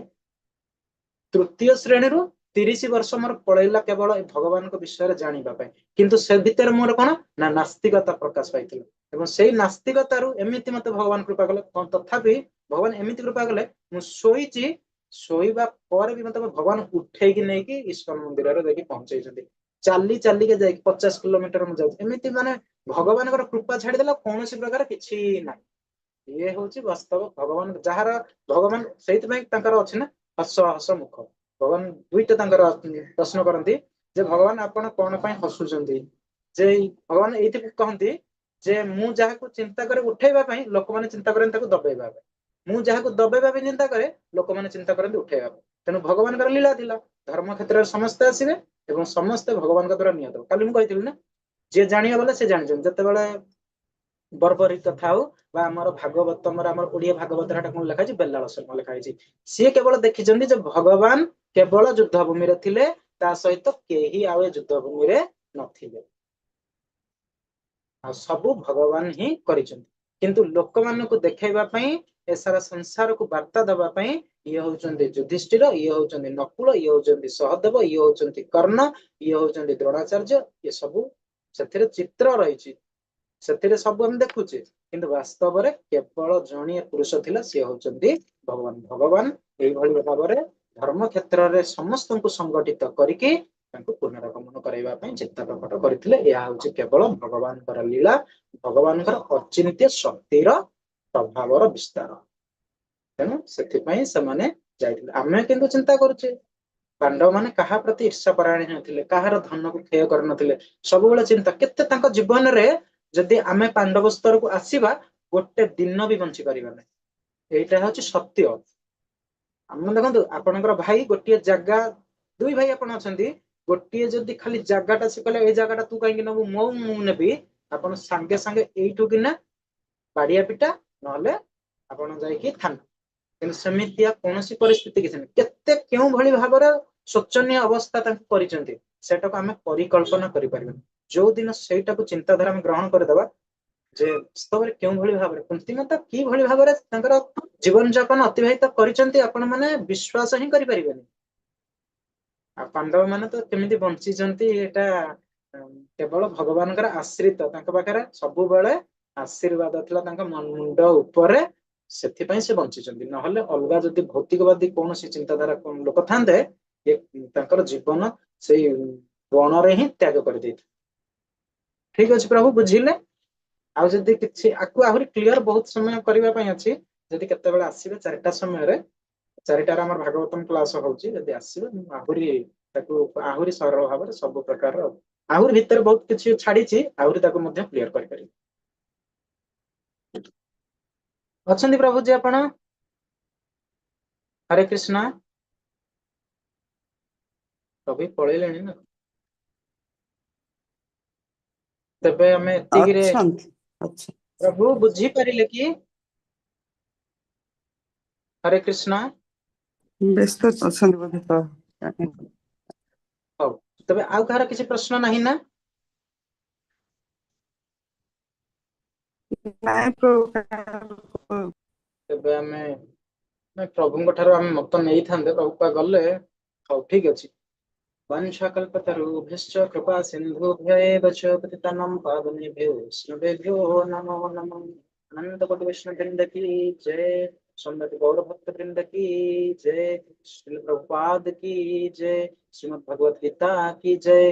परम ब्रह्म परम स्वरूप अखिल ब्रह्मांड नायक जगदीश्वर भगवान श्री कृष्ण चंद्र देव की जय, राधा रानी की जय, भक्ति देवी की जय, तुलसी महारानी की जय।